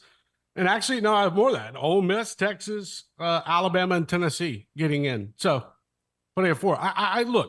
I think there is an opportunity here if other conferences kind of fluster out a little bit. I think the Big Ten could end up eating themselves, David. And I think that would leave an opportunity for the SEC. Because you even looking at the ACC conference, David, I mean, what's it really going to be? Probably Miami or Clemson. Right. That's it. Florida State, okay, if they get on some kind of run here with DJ and start the season off well and whatnot. But I think at the end of the day, the SEC kind of lines themselves up perfectly here in this situation, because how many losses will it take, or what's going to be the threshold for the Big Ten conference? And then when you look at the SEC, I could see multiple teams with 2 losses in the scenario, maybe one with 3. So then you really have to decide, the committee does, what's the best matchups here? And that's why I'm fascinated for teams 8 through 12, David, and who gets in and what that looks like first weekend of November. Trey, from those teams that you mentioned, who is somebody that you could see dropping out of the top 25 in general? Like every year we have a top 10 team that, unfortunately it's been A&M a couple times, that falls out. Which would be your candidate? I'm going to say Texas. Yeah. I mean, what happens here if Quinn Ewers does not come out and perform and they drop a couple games? I'm not saying Quinn Ewers is going to be some kind of bust this season. I think he's one of the top quarterbacks in the country. But you look at Texas, what they had to replace on offense, what that defense looks like. Could this be a scenario where there are so many teams with 2 losses or even those 3 losses that it would drop Texas maybe out of the top 25 if things don't go their way? All I'm saying is if they drop 2, I could see stuff starting to go backwards real quick for the Longhorns. And that's what scares me the most. Like if they can keep it up, if they can score 30, 35 points a game, okay, maybe. But at the end of the day, I mean, I've got them in the playoffs, but it could be a one where the quarterback situation goes to hell in a handbasket, and that ends up with Sarkisian and his Longhorns out of the top 25. Talking to Trey Wallace here on TexAgs Radio, presented by David Gardner's Jewelers. All right, let's talk A&M. So A&M is one of these teams that is – there's always this cycle, right? Like Texas is going to win all these games. Texas might lose. Notre Dame is going to be a team that's for sure in the college football playoffs. Notre Dame has no offensive line. A&M is kind of in that same kind of conversation where people are like, I can see a path where this team wins 10 games. I can see a path where this team wins 6 games. What do you think of A&M based on the intel we have now, opening up with Notre Dame and what that could kind of set up for the remainder of the season? Look, man, I love Conner Weigman. I do. And I like what they have along the offensive line. I think this could be a year where he comes out and, maybe you've got folks out there that want to underlook a little bit of Conner Weigman and this offense. I think everything is going to be so new. And I think the ability to keep him protected in the pocket is key for me. You have to look, looking at the schedule, like I could easily see Notre Dame coming into College Station, massive surroundings, ESPN's doing it. There's 110,000 people, and Texas A&M beats them by 14 points. I could see that. To me, when you look at like Notre Dame in that opening, it's Riley Leonard here. Okay, then what are they going to be able to do along the offensive line at the receiver spot? Like this sets up for Marcus Freeman for a good year, but can they make do? And what happens when Texas A&M beats Notre Dame in that opening game? And then you look at the rest of that schedule, like things could start snowballing in a nice way for the Aggies here. And I'm not talking about a 10-2 type season. somewhere at 8-4, 9-3. I think that's a great way for Mike Elko to get things off the ground in College Station, because you look at it, I'm looking at it here with you, you get past Notre Dame. Okay. You got McNeese. I think going to Florida is going to be a toss-up game. I'm not giving that to Florida. You're going to beat Bowling Green, and then you play Arkansas, which they should beat Arkansas to wrap up the month of September before that matchup with Missouri at home. So there's a scenario in my head where this could be a 3-1 start for the Aggies. Maybe if they go to Gainesville and win, it's a 4-0 start. And my goodness, I mean, the folks in College Station have to be happy about that if it goes that direction. But I still think that this Texas A&M team can take that next step this year. And under Mike Elko and what he brings, I'm excited to watch the defense play. And how they get their linebackers after the quarterbacks. I love the blitz packages. So to me, I'm not going to say it all depends on that Notre Dame game, but the month of September could really set up for nice things for what they're trying to do in College Station. So I'm going to give you a 2 inside perspective, all right? Okay. TexAgs maroon goggles, but with some really good thinking behind it, all right? All right, I'm ready. So last year's team and the year prior, 7-5 team. Yeah. Bro, make some coaching decisions and you're 9-3. All right? I'm just saying, like, Ole Miss came down to a blocked field goal. Tennessee, you couldn't move the freaking ball. They were giving you that game. Alabama, you were leading. LSU were leading entering the fourth quarter, right? These are all the Miami game. Like, I know they ended up losing by double digits. That was a game you had, right? Yes. So with a competent coaching staff, I'm going to give them 1 or 2 extra wins, all right? And I know that may sound like a lot, but I like Jimbo, but his staff, and they lost it, okay? They lost it. So there's that. They haven't had a healthy quarterback since the Kennedy administration, right? Yeah. Give me what team in the country can survive on their third-string quarterback for a long time? That's what A&M's had to do the last couple of years. So there's that. Offensive line can't be worse. It can't be worse. You get all your hard games at home. So I'm like, from a insider's perspective, and you got Conner freaking Weigman, who when healthy, and he's only been hurt once in his career, when healthy, it's got 16 touchdown passes to 2 interceptions and doesn't get sacked often. To me, I see a scenario where why not 10 wins, except for it being A&M, and A&M comes into these seasons. And when you say 8-4, 9-3, when it's all said and done, that would be a fun year, right? It would be.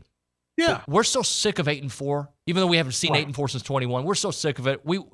We feel like there's enough talent and the right coaches to be better than that. I think Texas A&M fans are tired of the expectations being 8-4 from somebody like me. And I totally agree. You look at last season, if coaching didn't go to hell in a handbasket inside those rooms and on that field, absolutely Texas A&M, I think, wins 1 or 2 more games. Should have beaten Tennessee. I mean, my goodness, look what their offense was trying to do with Joe Milton. Yep. So I don't disagree with it. Even the Miami game, there were a couple of coaching decisions to me that, okay, I'm scratching my head here. What the hell is going on? Why is there not some type of, unification in that room and on the sidelines from the offensive standpoint? To me, that's what threw me off about last season. I think this season does give the opportunity to correct a lot of wrongs. And even with a completely new coaching staff, I still think there's that opportunity. And again, you say, okay, well, it's Texas A&M and blah, blah, blah. Like, I look at Texas A&M and I think, okay, this should be a 10-2 fighting for the playoffs every season. I remember talking with you last year before the season started. And I said, if Texas A&M is not in playoff contention by the first week of November, they're going to have to make a move at the coaching spot, because the expectations in College Station are to not be having to make those type of decisions in the first week of November and people throwing up their hands and saying, okay, we're done here. Like, first off, the fans deserve it. Second of all, I think there is enough support in that administration over there and the changes that they have made in the athletic department. Your football is good, okay, from a support standpoint. And then you look at the coaching staff compared to what they had last year. And I know they had some good coaches, but the problem last year is, man, when you're not working together, it affects the players on the field as well. And I think that this is where things will change in College Station and can turn the program around from that standpoint of, hey, okay, let's get back to that spot. Let's get back to, okay, 10-2 expectations and fighting for playoffs, and this is what we think is going to happen. I get it completely. And I think that if there's any team out there in the SEC right now that has the ability to make those next steps, it's Texas A&M for everything that they bring within the athletic department and the football program. Trey, I want to go back to something you said. So let's just say they get to that Missouri game at 4-1. I think they'd be 4-1 if they only lost, okay? And Missouri, who does not have a hard schedule, gets there at 5-0, okay? Yeah.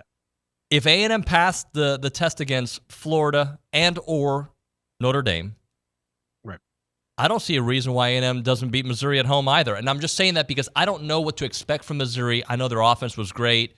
I know that Eli is talking like his team's going to be pretty legit this year.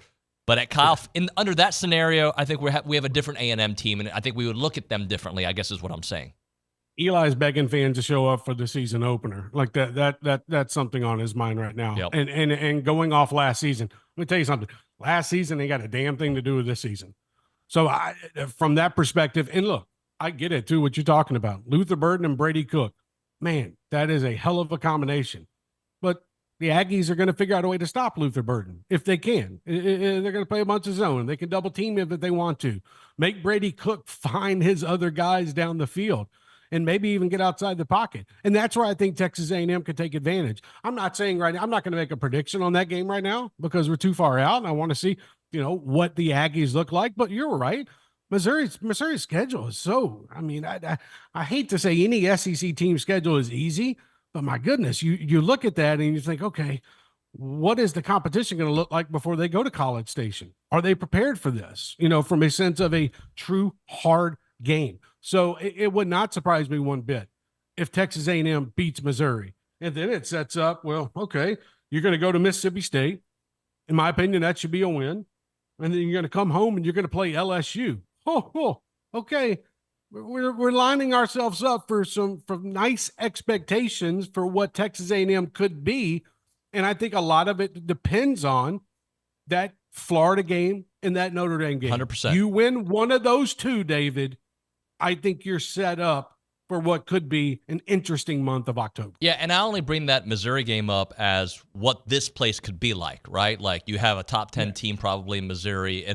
But again, there's a lot of what I struggle with, Trey, and we got to hit a break after this, but what I struggle with is the what-if game. Because ifs. Right. If the offensive line is better. When you have too many ifs, things don't always go the right way. And there's some ifs with this team.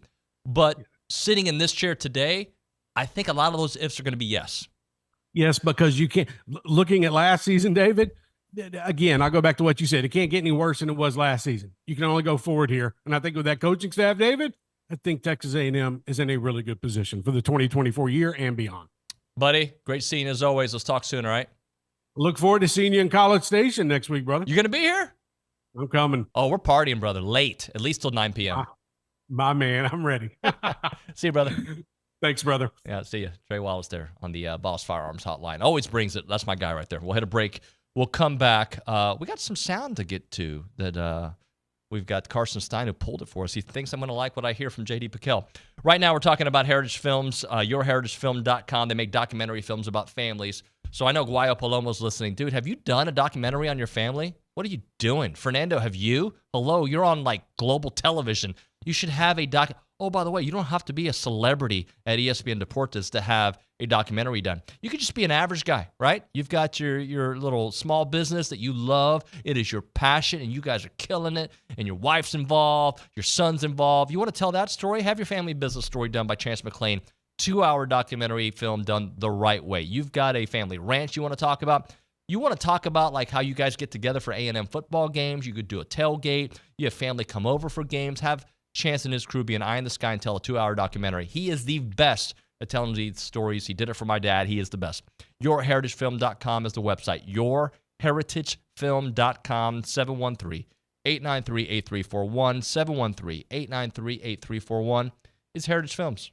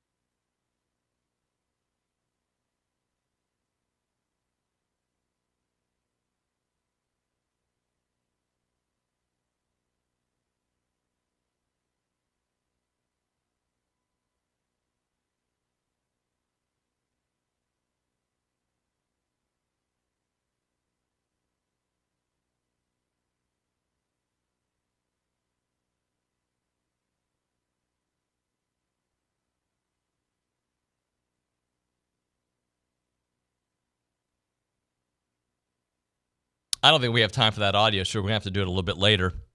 But Nick, Juan, what do you think? I think I changed Trey Wallace's mind on A&M. I feel like mid-interview, he was like, you know what? This dude's got a point. What do you think, Nick? Yeah. I memean, I like this take to where, he's pointing out that a good building block season for the Aggies is 8-4, 9-3. I think that's fair to say. Nobody want to hear that right now. I know. Nobody want to hear that. I know, but it's one thing. Like, once you've gone through the season and you see the why, like, whatever, somebody gets hurt or this team's actually way better than we expected. That's different at the end of the year, and we can kind of look back and be like, all right, it was a step in the right direction. Right now, nobody wants to talk about 8-4. Yeah, I agree. And by the way, that might be realistic. I'm not over here saying 10-2 is going to happen or 11-1. What I'm saying is, if you do the thinking that I do, well, the coaching's better. The talent is more spread out. Yeah, you lost Walter Nolan. Whatever. I mean, he was good. He was really good. You lose Evan Stewart. That hurts, right? But did you ever get the Evan Stewart that you thought you were going to get? No. Did you ever get the Walter Nolan you thought you were going to get? Flashes, but no. No. All right. Did you ever get the coaching staff you thought you were going to get, at least since I've been here? No. So, 7-5, you did that with that team. Why not be better? And I know you can't use 1 year as an example for the next, right? LSU loses Jaden Daniels. I'm sorry. I don't think that means you're going to, Garrett Nussmeier may put up a lot of numbers. Okay, cool. A&M could have won that game had they figured it out in the fourth quarter, which they didn't. And you got to play 4 quarters. I get it. I just think as of today, they're better on the offensive line. They're healthy at the quarterback position. And I think secondary, they're better. Defensive line, they're more mature. So why not be better than 7-5, 8-4? Why not? Those are the reasons. We'll find out early in September, as Trey did say. All right, we'll hit a break. When we come back, Notre Dame Insider next on TexAgs.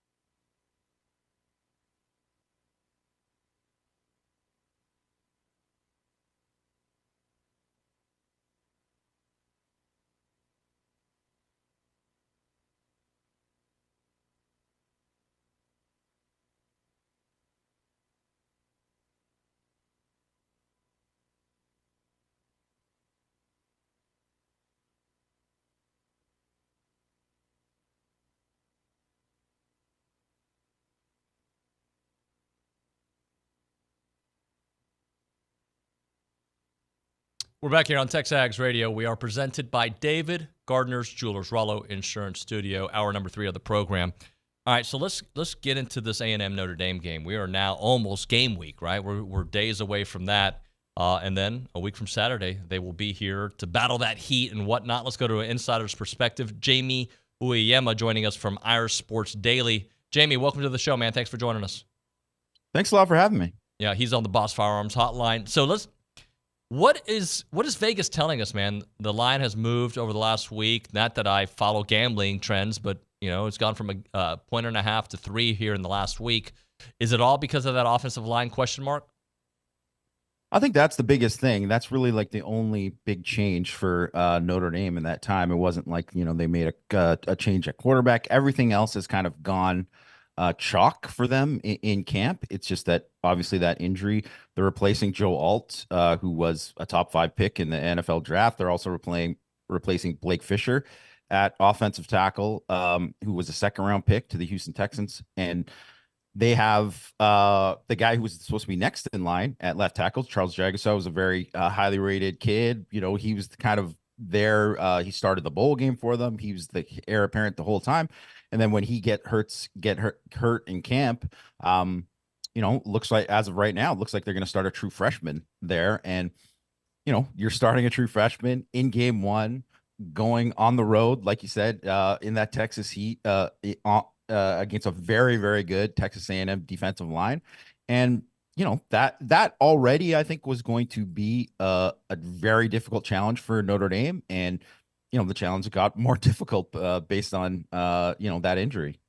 But it's Notre Dame, right? Like, Notre Dame recruits really good offensive linemen. So just because they don't have the experience doesn't necessarily mean that it's not ideal. But, tell me about some of the guys that are going to be playing that obviously don't have the experience. But what's the talk about them at camp, at least? I think it's just that they're talented. No doubt they're very talented. Notre Dame recruits extremely well on the offensive line. They produce so many NFL players year after year. Obviously, I just mentioned the 2 guys that just were high picks. It's just that they're now going into a situation where they're going to have a starting offensive line in game 1 that has 6 career starts. That's obviously not ideal in any season. So they're going to be young. They're probably going to start a true freshman at left tackle, a redshirt freshman at left guard, a couple of, and then 3rd-year guys that are along from center to the right tackle there. But all those guys were very highly rated, and talented. But I just think at any time with offensive line, it doesn't matter how talented these guys are. There is no replacement for experience, right? So there's going to be ups and downs there. I do think as the season goes along, Notre Dame's offensive line could be, pretty good. Not like Joe Moore award winning, the kind of standard that usually Notre Dame fans are kind of used to. But I just think when you're going into game 1 there, it's going to be tough. Now, Anthony Knapp, the left tackle that I mentioned, did incredibly well as an early enrollee in the spring. Wasn't the highest rated kid, but a guy that offensive line coach Joe Rudolph loved, in the evaluation process, and was frankly a huge surprise in spring with the way he handled himself against Notre Dame's starting defensive line. Kind of put himself in the conversation, and then he's beat out another kid who was supposed to be a fifth year kid who was supposed to be the left tackle. He's been just better than him. So, and it's the same with the left guard, who's the redshirt freshman. Notre Dame's returning both starters at their guard position. Well, this kid, Sam Pendleton, he beat both of them out. Like, he's just been better than him. And he's another 4-star kid. It's all blue chips across the front for them. And I think they're good. And I would say way more physically developed in the years that I've been doing it. I've been, covering Notre Dame for the last decade. I think the young offensive linemen on the team are a lot more physically mature than they have been in the previous years.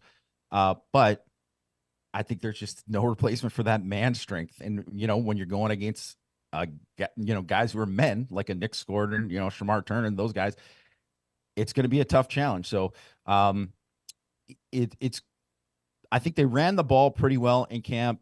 The question is more about, can they protect Riley Leonard? And it's good. It's a good thing that Riley Leonard is, mobile and obviously a great scrambler as well.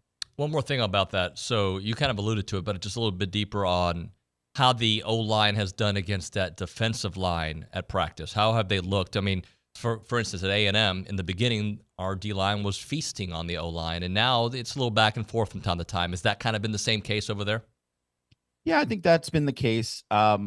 Certainly, they've run the ball better as camp has gone along, and I think Notre Dame fans have experienced. They've had a couple years where, man, they couldn't run the ball at all on the defense, and then that played out when they got into the season. So, I think that from that perspective, it is a positive. And Notre Dame is very talented in the backfield too, so they're going to rely on the run quite a bit.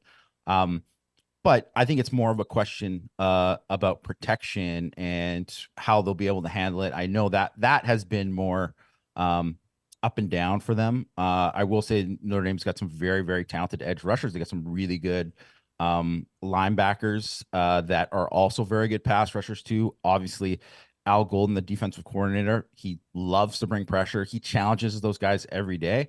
But I don't think it's something where they've gotten better, but obviously you would still give the edge to the Notre Dame's defensive line, but that's to be expected.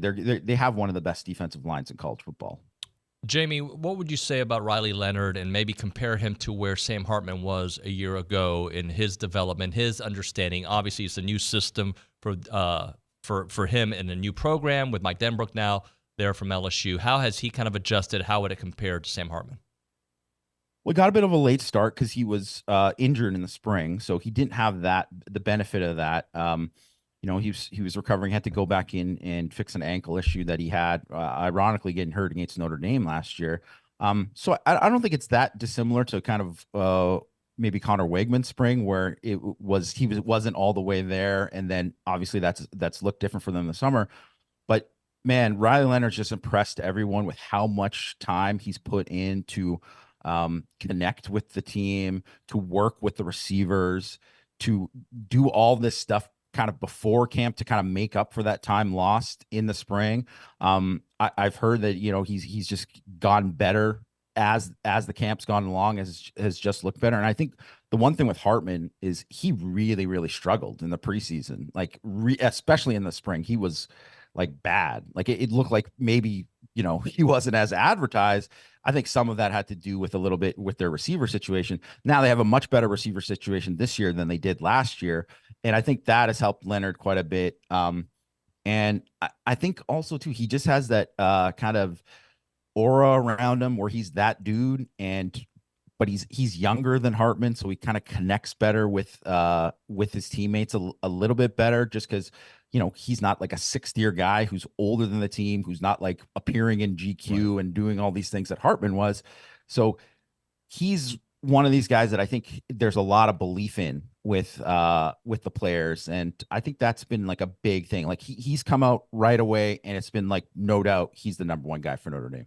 So somebody who's an Irish fan, Stocks G on the YouTube page, says we need to remember the name Jeremiah Love. What can you tell me about Jeremiah?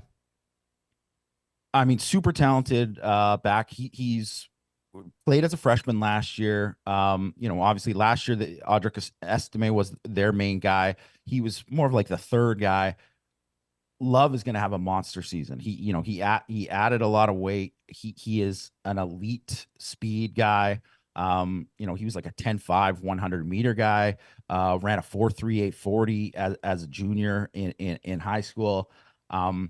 Just a guy who really didn't showcase kind of what he could do in terms of breaking away last year. But I think this year is going to be a little bit different. One, because he's going to be featured more.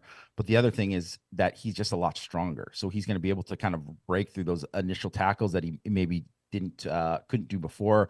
Really talented receiver as well. I think he's going to have a monster year. Definitely one of the guys that I think it's going to be tough against Texas A&M's defense. No doubt it's going to be tough. But if you're looking for somebody who could break one, create a big play. He's definitely one of those guys for Notre Dame. So it's not fair to think this, but I think conventional thinking out there is, well, if Mike Denbrook was able to do this with LSU, copy and paste that thinking, maybe Notre Dame's offense will be able to put up those kind of numbers. Different quarterback, different players, obviously, different competition playing against. But what do you expect from this offense for Notre Dame? I think it's a very talented offense. Like I said, they're way better at receiver. Last year it was kind of dire at receiver in terms of the depth. They were young. They brought in some transfers. They brought Chris Mitchell from FIU, who was an explosive guy for them there. He adds certainly a deep threat for them. They brought in Bo Collins from Clemson, who is really kind of blowing people away by being a lot more impressive than he looked at Clemson. I think some of that was based on the offense, that he was kind of limited by a little bit of what Clemson was doing on offense. And they just have the guys who were freshmen last year, like a Jaden Greathouse, who's obviously from Texas, was a very productive high school player in Texas.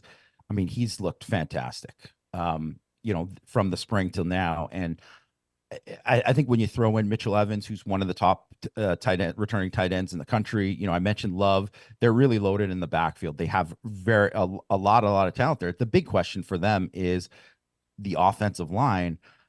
I do think they are going to be more explosive. That the fact that Leonard can do so much in the run game too is going to help them. But I don't think it's going to be cut and paste, because let's face it, even as good as better as they're going to be at receiver, I mean, Malik Neighbors, Brian Thomas Jr., I don't think they have those guys on the roster. And maybe those guys will emerge later on. Maybe that's something you see later in the season. But I wouldn't say, that's where they're at now. I mean, certainly Notre Dame has had some really, really talented receivers in recent years, some guys who are high picks, explosive guys. I don't think there's anyone quite on that level of a Chase Claypool for his senior year, or like a Will Fuller when he was, one of the best, most explosive receivers in college football.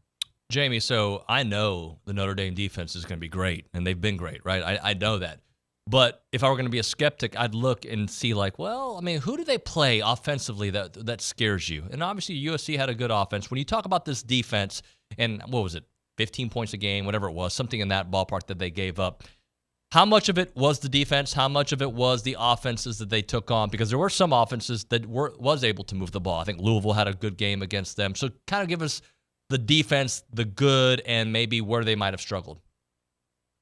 Well, I think really in the games that where they maybe gave up a little much, it was really just like a few plays here and there. It wasn't something where I don't think there wasn't a team that consistently drove the ball on them the whole year. And I think that obviously that comes into coaching, that comes in just like they had a lot of veteran guys there on that defense.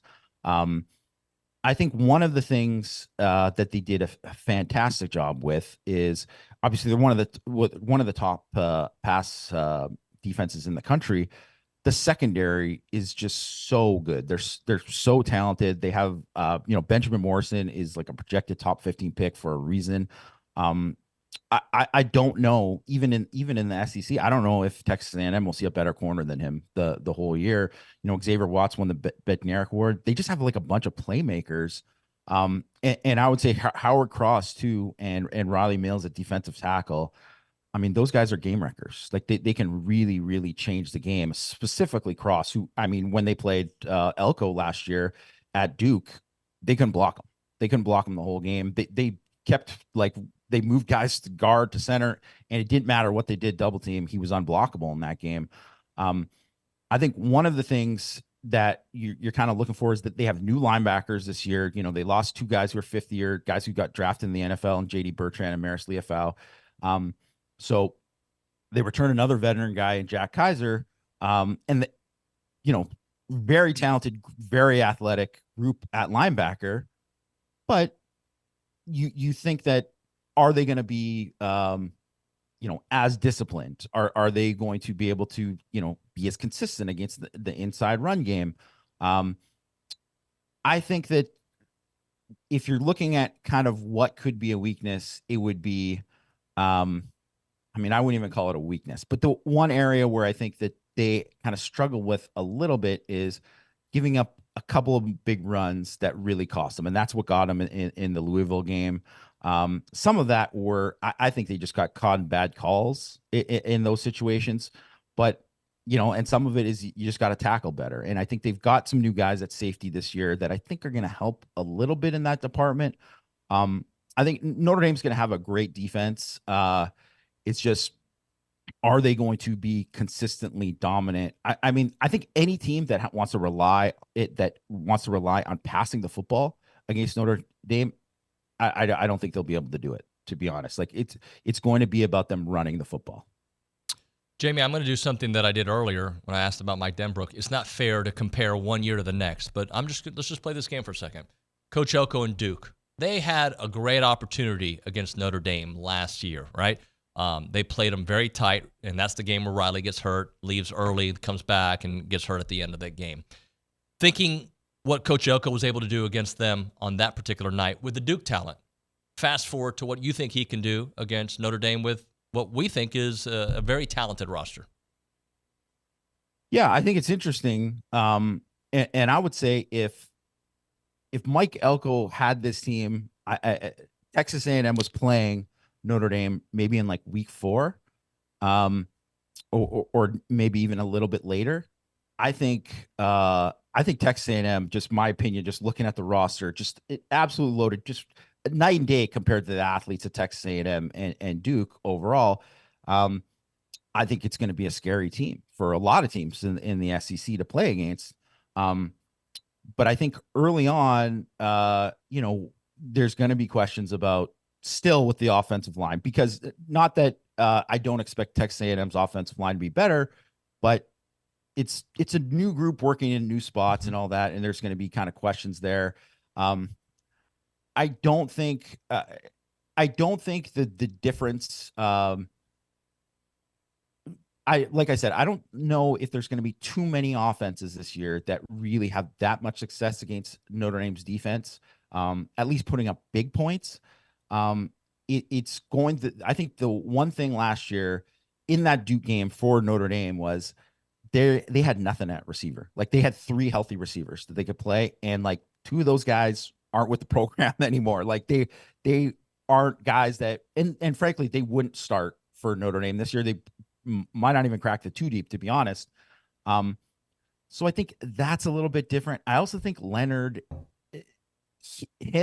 what he can do is like, just like in that game, you can bottle him up the whole game, and then his legs can just buy them something extra there. Right. So that's the one thing that I think, if I'm looking at it from,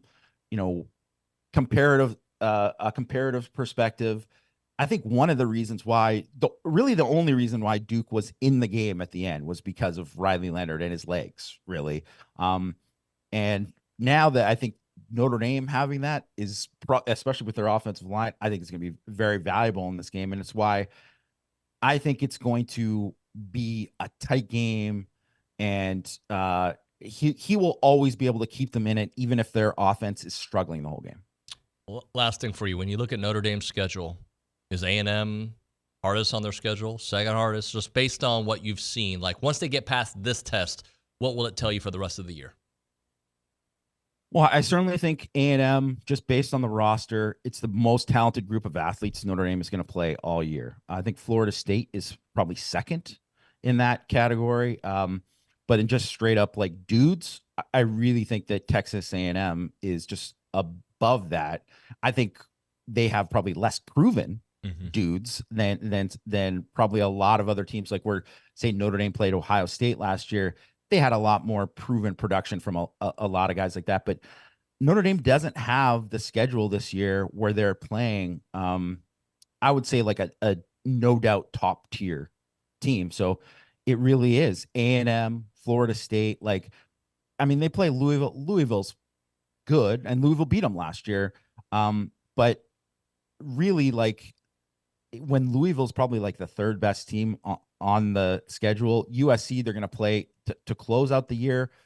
and you just don't know how good USC is going to be this year. And they're playing a super tough schedule, so it's going to be interesting to kind of see where they're at. But the reason why Notre Dame fans are putting so much weight on this game is because they know that when you look back at the season, they're going to look back at Texas A&M and say, well, this is one of the top teams you played all year. So the result is going to matter, no matter, that it's game one and, things can happen in game one, but that's going to be a mark on their resume, like either a good one or a bad one, depending on the outcome of the game. Jamie, great stuff, man. Thanks so much for joining us. Are you going to be in College Station here next week? I am not, but my colleague Matt Freeman will be representing ISD there. So it should be a wild environment. So I'm really looking forward to the game. Appreciate your time, man. Take care. Thanks a lot. All right, appreciate his insight here on TexAgs Radio. You can find Jamie's work at Irish Sports Daily. Jamie Uyeyama. I hope I said that correctly, Jamie. I tried. I practiced it, buddy. All right, we'll hit a break here. We'll come back. We'll do an open segment. We'll hear that sound from J.D. Piquel. And Matthew Dawson's going to get us caught up on a couple things happening in the college football world, like the radio communication. There's some rules to that. And quickly, we'll get into the tiebreaker. Right now, a moment for Caldwell Country Chevrolet, Highway 21 in Caldwell. Online, CaldwellCountryChevrolet.com. They got commercial vehicles with service body trucks there, a good selection, flatbed trucks, several medium-duty trucks for those heavier jobs. And I always talk about their customer service being second to none. I'm in the middle of dealing with that second to none customer service. My wife has to have something done on her Chevrolet, or her Tahoe, I should say, that she got there at Caldwell Country Chevrolet. And they got our loaner cars. They're making a couple of changes on there, and they brought it to her. They're fantastic, guys. They're the absolute best when it comes to customer service. I've told you this for the last 2 weeks because I didn't know about it until recently. Free oil changes for life on the purchase of your Caldwell Country Chevrolet vehicle if you buy it and keep it from Caldwell Country Chevrolet. Proud supporter of Aggie Athletics, the premier dealer for commercial vehicles and all of your small business needs. Make the short drive to Caldwell to experience a car buying experience like never before. They're just south of big city prices, and they promise to treat their customers like family. It is about a 15-minute drive, the edge of Bryan to the beginnings of Caldwell. Short conversation away, but you'll see the difference when you step on the lot and do business with the great people there at Caldwell Country Chevrolet. Highway 21 in Caldwell. Online, CaldwellCountryChevrolet.com.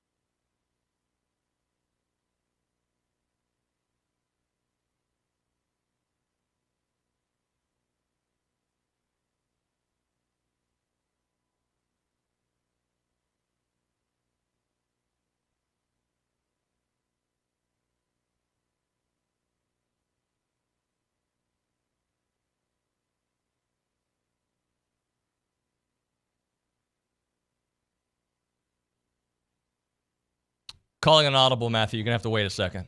All right? There's Matthew Dawson's here. He's going to explain some rules changes in college football, some different changes. But there's a gentleman on the YouTube page, Stocks G, Notre Dame fan. Very nice, being very nice. But he's like, he asked the question, like, how do you think A&M's going to score on Notre Dame? And he said, let me try to find it because there's so much chat going on. Basically, he says that I think as a Notre Dame fan, Notre Dame may be better in every single way except O-line compared to the team last year. From listening, it sounds like you guys feel the same about your team. Quarterback, okay. I think Conner's better than Riley Leonard, but I can see a world where people consider that a wash. Two very good quarterbacks. Fair? Yeah, I agree with that. And if you're going to have questions about Conner Weigman's health, you're going to have questions about Riley Leonard's health as well. Right. Offensive line. We definitely had questions about O-line. They have more questions. Okay? I would point that in the direction of A&M. Running back, I think they're very excited about this Jeremiah Love guy. I've seen it from Le'Veon Moss. Jadarian Price is also a good player for them, but I think that's even. I think both running back rooms are pretty good. Wide receiver, I don't know yet about. I know Notre Dame's happy about theirs. I want to see from ours. Okay.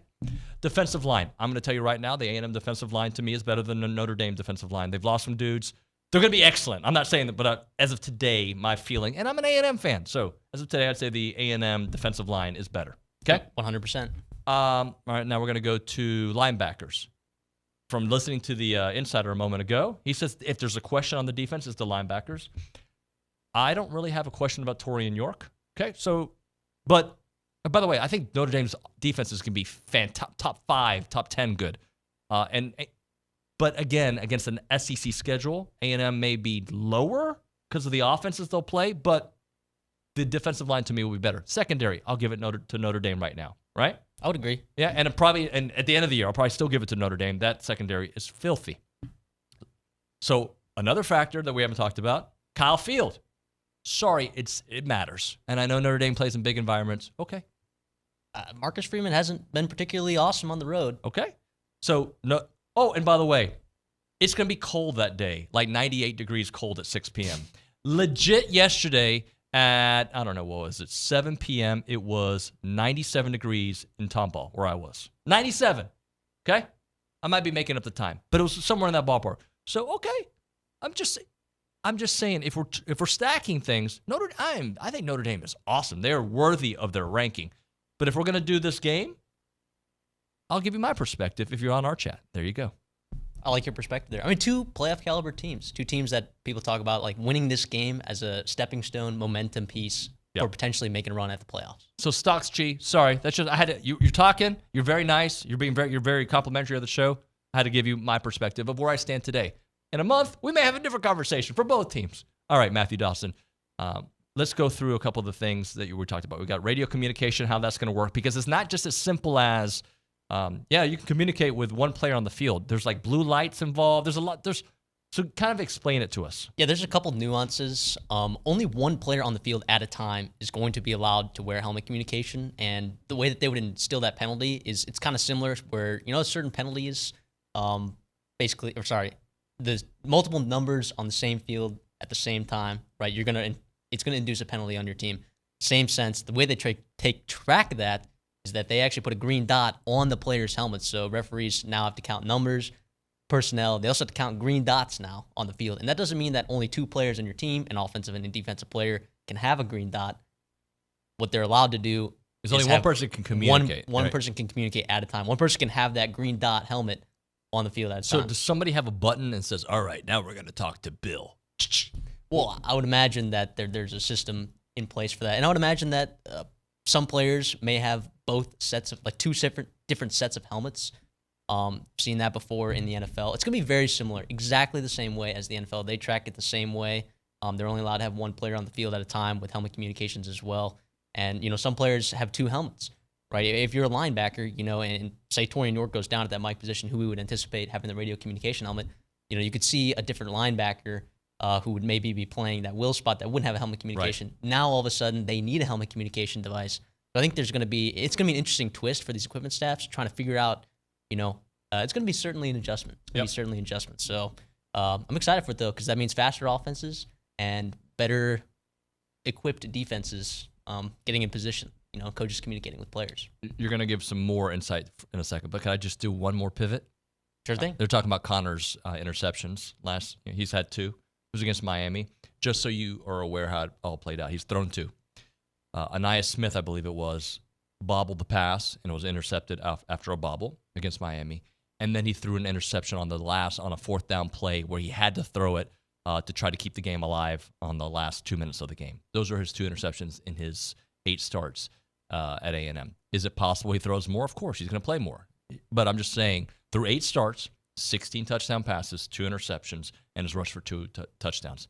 Elite numbers. Matthew, last one. Well, so also, too, it's not like coaches are going to be communicating with players during the play, right? This is only for a certain instance during the play clock. You're only allowed to get it in, within a couple seconds. I believe it's like 15, 20 seconds before that play clock kind of ticks down. So players are not going to be able to communicate with coaches while the play is going on, if that's a misconception for anyone. But definitely it's going to be an impact getting preset in your positions before the play. Did you want to talk tiebreakers? Let's do it quickly because we're already a little break. All right, well, the SEC... Up against the break, I should say. The SEC just released a set of tiebreakers that they had teased in the SEC media days before, but they've come out. The first tiebreaker, head-to-head, makes complete sense. The second tiebreaker is record versus all common conference opponents among the tied teams. And then the third one is record against the highest placed common conference opponents in conference standings, and you go through the conference standings with that. Then it's cumulative conference winning percentage of all the conference opponents among the tied teams. And then you're going to have a capped relative scoring margin of all those teams as well, which is interesting that it's capped. So we'll see how that works out. And then after that, they're going to have a random draw of tied teams. So if it gets to that 6th tiebreaker, a random draw to see who plays in the conference championship. I don't like that. I don't love it either. I don't like it. There just should be a stat or something that you can point to. I don't know which other one you can go to, but I don't know. Most defensive touchdowns. Boom. Right. I don't know if I like that one. But what's interesting is deciding who's home and away in the SEC championship could theoretically be decided by a random draw as well. Right. It's not just first and second place. Kurt reminds me, Anaya slipped. That's what it was. It wasn't a bobble. He slipped, so I apologize for getting that wrong. Matthew, great stuff. And I won't say what, but rumor has it you're working on a bit of content for TexAgs. There's some stuff happening behind the scenes that I anticipate going really well. Unfortunately, it's going to stay behind the scenes. Give me more Matthew Dawson. Okay, I need more Matthew Dawson. A bit romantic. that was a bit romantic. Hey, I appreciate Nick. I love Nick. We're going to be spending a lot of time together this fall. Okay. After that comment, bro. Oh, my gosh. I just spit everywhere, too. Oh, Matthew, good job, buddy. Thank you. Enjoy your romantic getaway with Nick. Right now, Milliken... Oh, by the way, you can go for a nice walk at Milliken Reserve, guys. It'd be fun. You guys have a good time there. Farm-to-table community in College Station, homes, trails, farms, and wide open spaces. By the way, they have awesome events there. I'm going to read you a little bit of some of the events coming up. Day at Play, September 7th, 9 a.m. to noon. You've got trail running with the Lone Star Trail Runner, September 7th, 7 to 9. Got the Farm Stand, 8 to noon on September the 7th. You've got Gardening 101, Integrated Pest Management. I think I want to go to that one. Sunrise Coffee at the Farm. I like coffee. Hello, TexAgs Coffee. Volunteer at the Farm. Day at Play again. All these great events at Milliken Reserve. Go to millikenreserve.com/calendar to see it. So you can go there just to enjoy nature and hang out. You can also live there. It is an awesome community where you see all the animals you want to see, the deer, the songbirds, you name it. You go there to the turtles. You're going to love seeing all the animals and being a part of nature.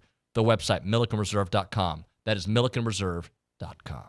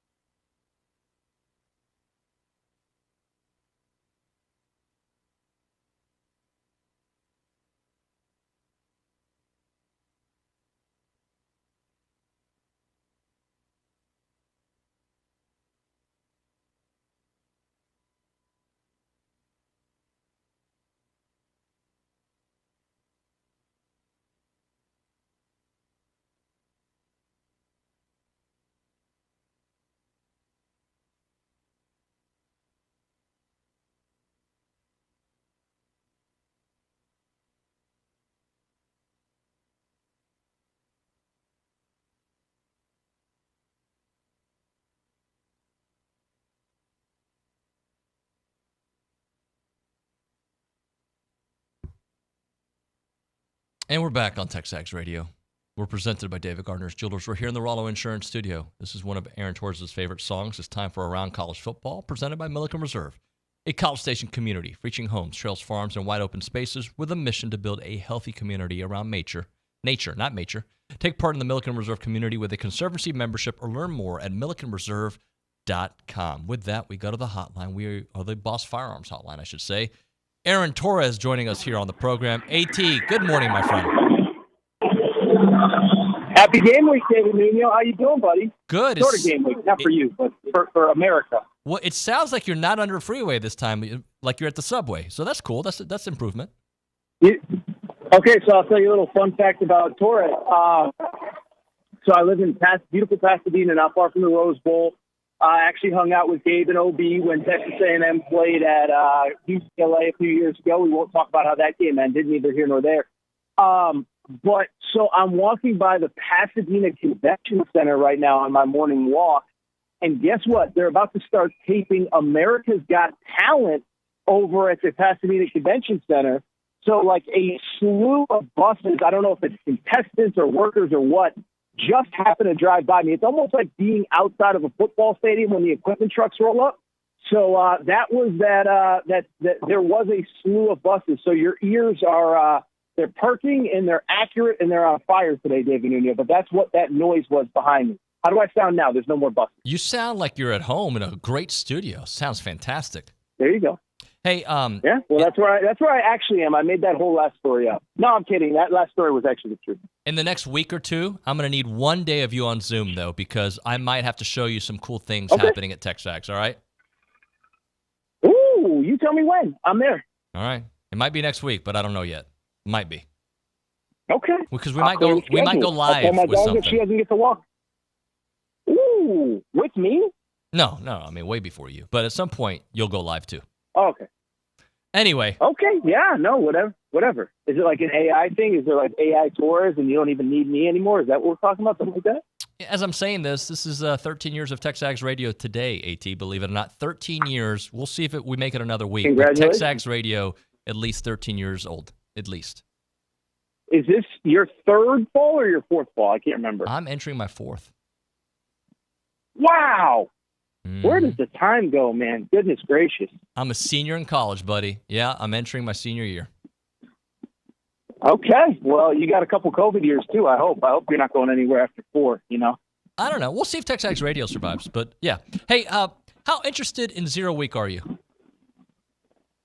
So first of all, I think Georgia Tech, Florida State could be a legitimately, actually a good game, which is crazy because, I was the most anti-Haynes King guy in the history of planet Earth when he was at A&M, but now I'm starting to realize that maybe it wasn't Haynes King. But I bring it up because I'm also a little bit down on Florida. I mean, I remember last week you asked me teams in the top 10 that could finish unranked. I think Florida State, I might have said Florida. I meant Florida State, obviously. I'm a little down on Florida State with DJU. They lost a ton of talent off that team. And so, I'm torn because I'm excited for that game. But there is always that big letdown if you get that first really interesting game, and then your brain wants to immediately flip to the next big game, and there just is no next big game. So I'm a little bit disappointed that we haven't really figured out week 0 and figured out a way to make it a thing beyond one game. But, yeah, no, I'm excited. I'll be watching, and then obviously, look, I mean, it's nice, but it ain't no week 1 when we're talking Notre Dame, A&M, Florida, Miami, all those big games. So I'm really fired up. But I'm excited to watch Florida State, Georgia Tech. It's just, like I said, I think we need to do a better job of figuring out what week 0 is, how it works, all that stuff. AT, I'm going to ask for your perspective. By the way, Aaron Torres is on Fox Sports Radio every week. You can also find his work at Aaron Torres online. AT, I want your perspective because we talked some Notre Dame throughout the show, and we had a Notre Dame fan kind of bringing up some points where he thought Notre Dame might be better. If you were to, based on the intel you have, give me some position groups where you think A&M's got the advantage and where Notre Dame might have this advantage a week from now. Listen, I think it's cliche, but I think the game, and this is like 90% of football games at all levels, but listen, I think the game will be decided along the lines. We know that Texas A&M, the defensive line should be an area of strength. There's a lot of depth back that didn't transfer out in the Jimbo Fisher transition. And Mike Elko is obviously a great defensive coach as well. Then as we talked about the last few weeks, Notre Dame, I think we just assume that they just churn out these offensive linemen. But, it is worth noting, obviously, you lose the top 10 pick in Joe Alt, and then, oh, by the way, after that, you also obviously lost the starter earlier in fall camp for the season. So I don't think it's this, gimme, they just have 5 NFL first-round picks on their roster every single year.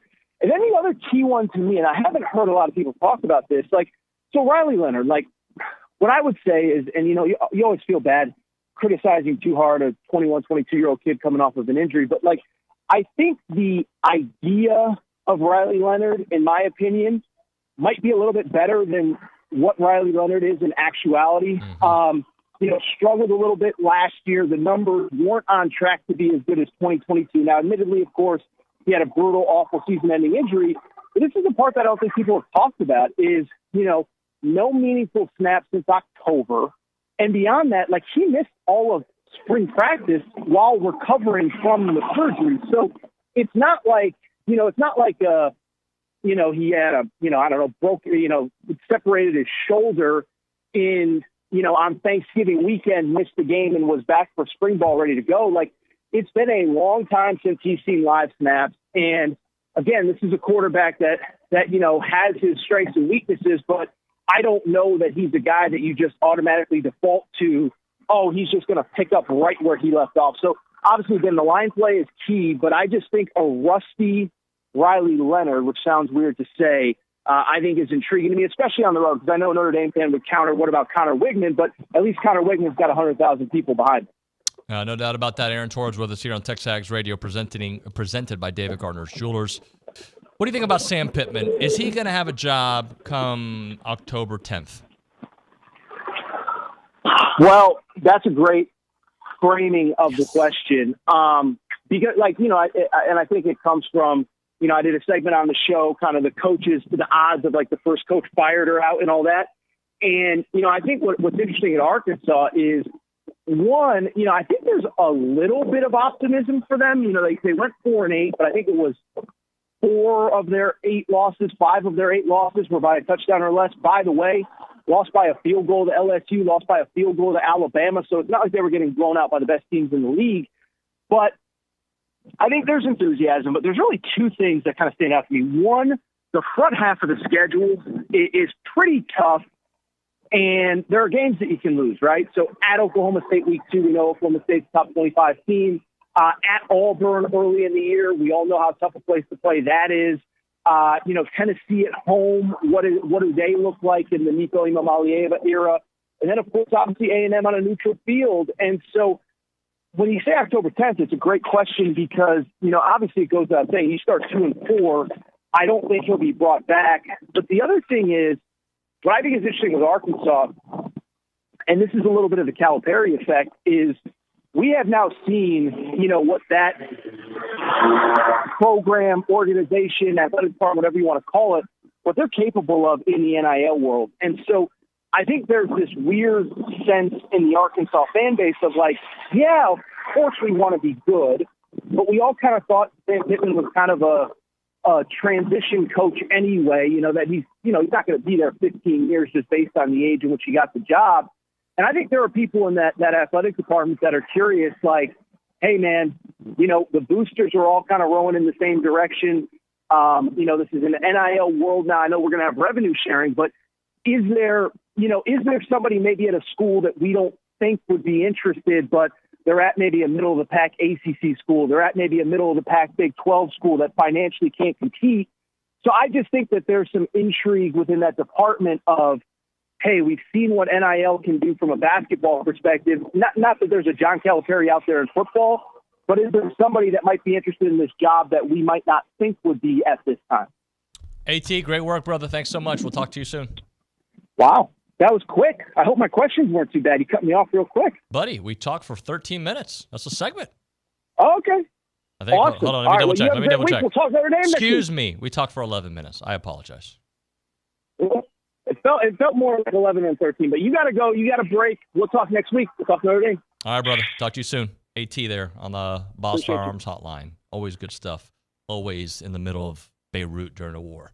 Appreciate his time here on the show. Right now, your car wash tradition with the friendliest staff is back, and they are Aggieland's first green car wash. That is Aggieland Express Car Wash. They've got 2 great locations in the Brazos Valley. You got the original William D. Fitch behind the Shipleys in South College Station, and the new location, 2528 Texas Avenue South in College Station, across from the Planet Fitness.